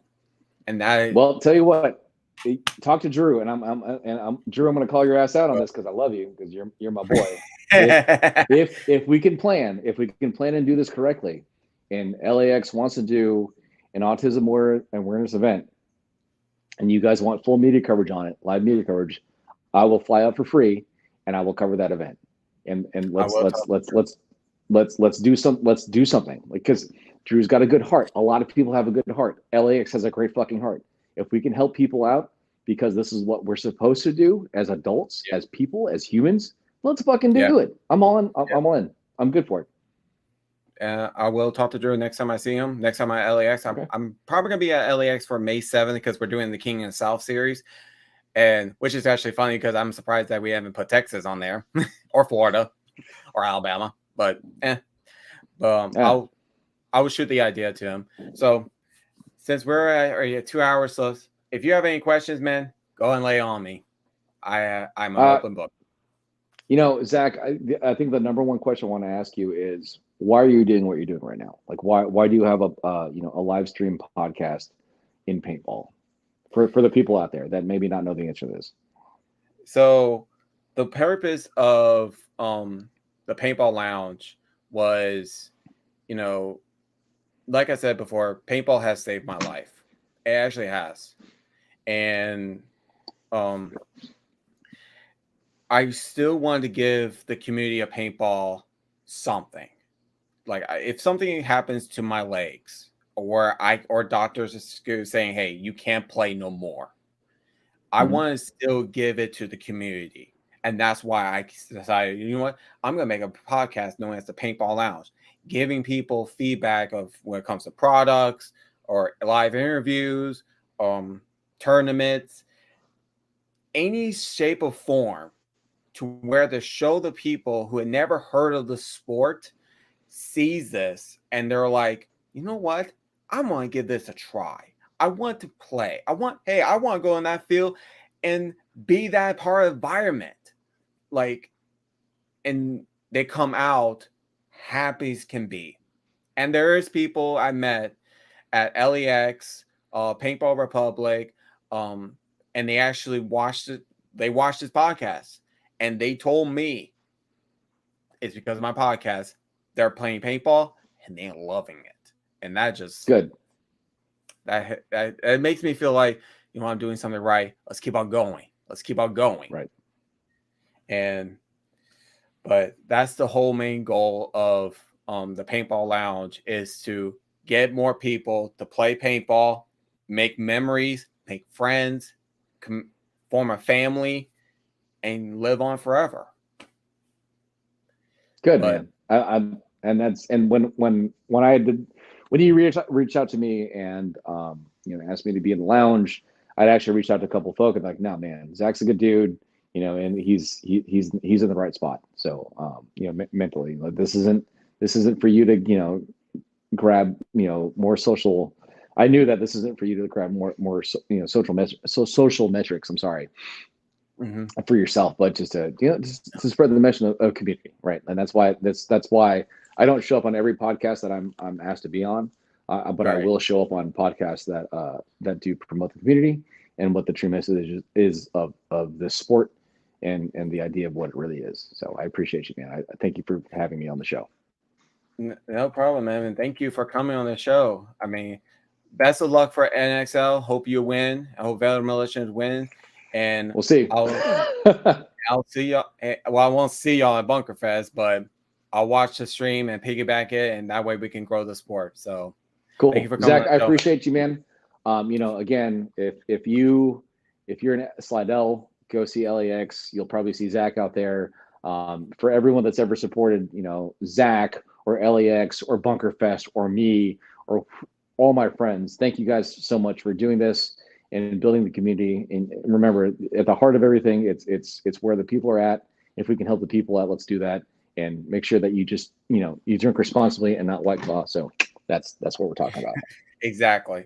All right, Jeff, I'll see you around, man. Take care. All right, man. Take care. Be good. All right, y'all. That was Jeff from Bunkerfest, and I'll tell you plain out, it was awesome. That was an awesome interview, and much love to him, and much love to the whole Bunkerfest family for everything they have done. And oh man, it was fun. I'm not gonna lie, that was one of the best interviews I ever had. And to start off the season 2 with Behind the Mask, for him to be on here for, because I know y'all have lives and everybody else has lives, and especially for me, planning to get on these interviews, it was tricky, but you know what? I love Behind the Mask. So if y'all love this, please like, share, comment on, Facebook, YouTube, wherever platform you're watching on. I thank y'all very much. I love y'all very much for watching and tuning in. I'll see y'all in the next video. And please watch Bunkerfest, or if y'all playing Bunkerfest, you're gonna enjoy it. And watch the live stream when we're gonna piggyback the live stream for Bunkerfest to support not just the sport, but for Jeff and Chris. Love y'all. Thank you for tuning in, y'all. And I'll see y'all in the next video. Peace.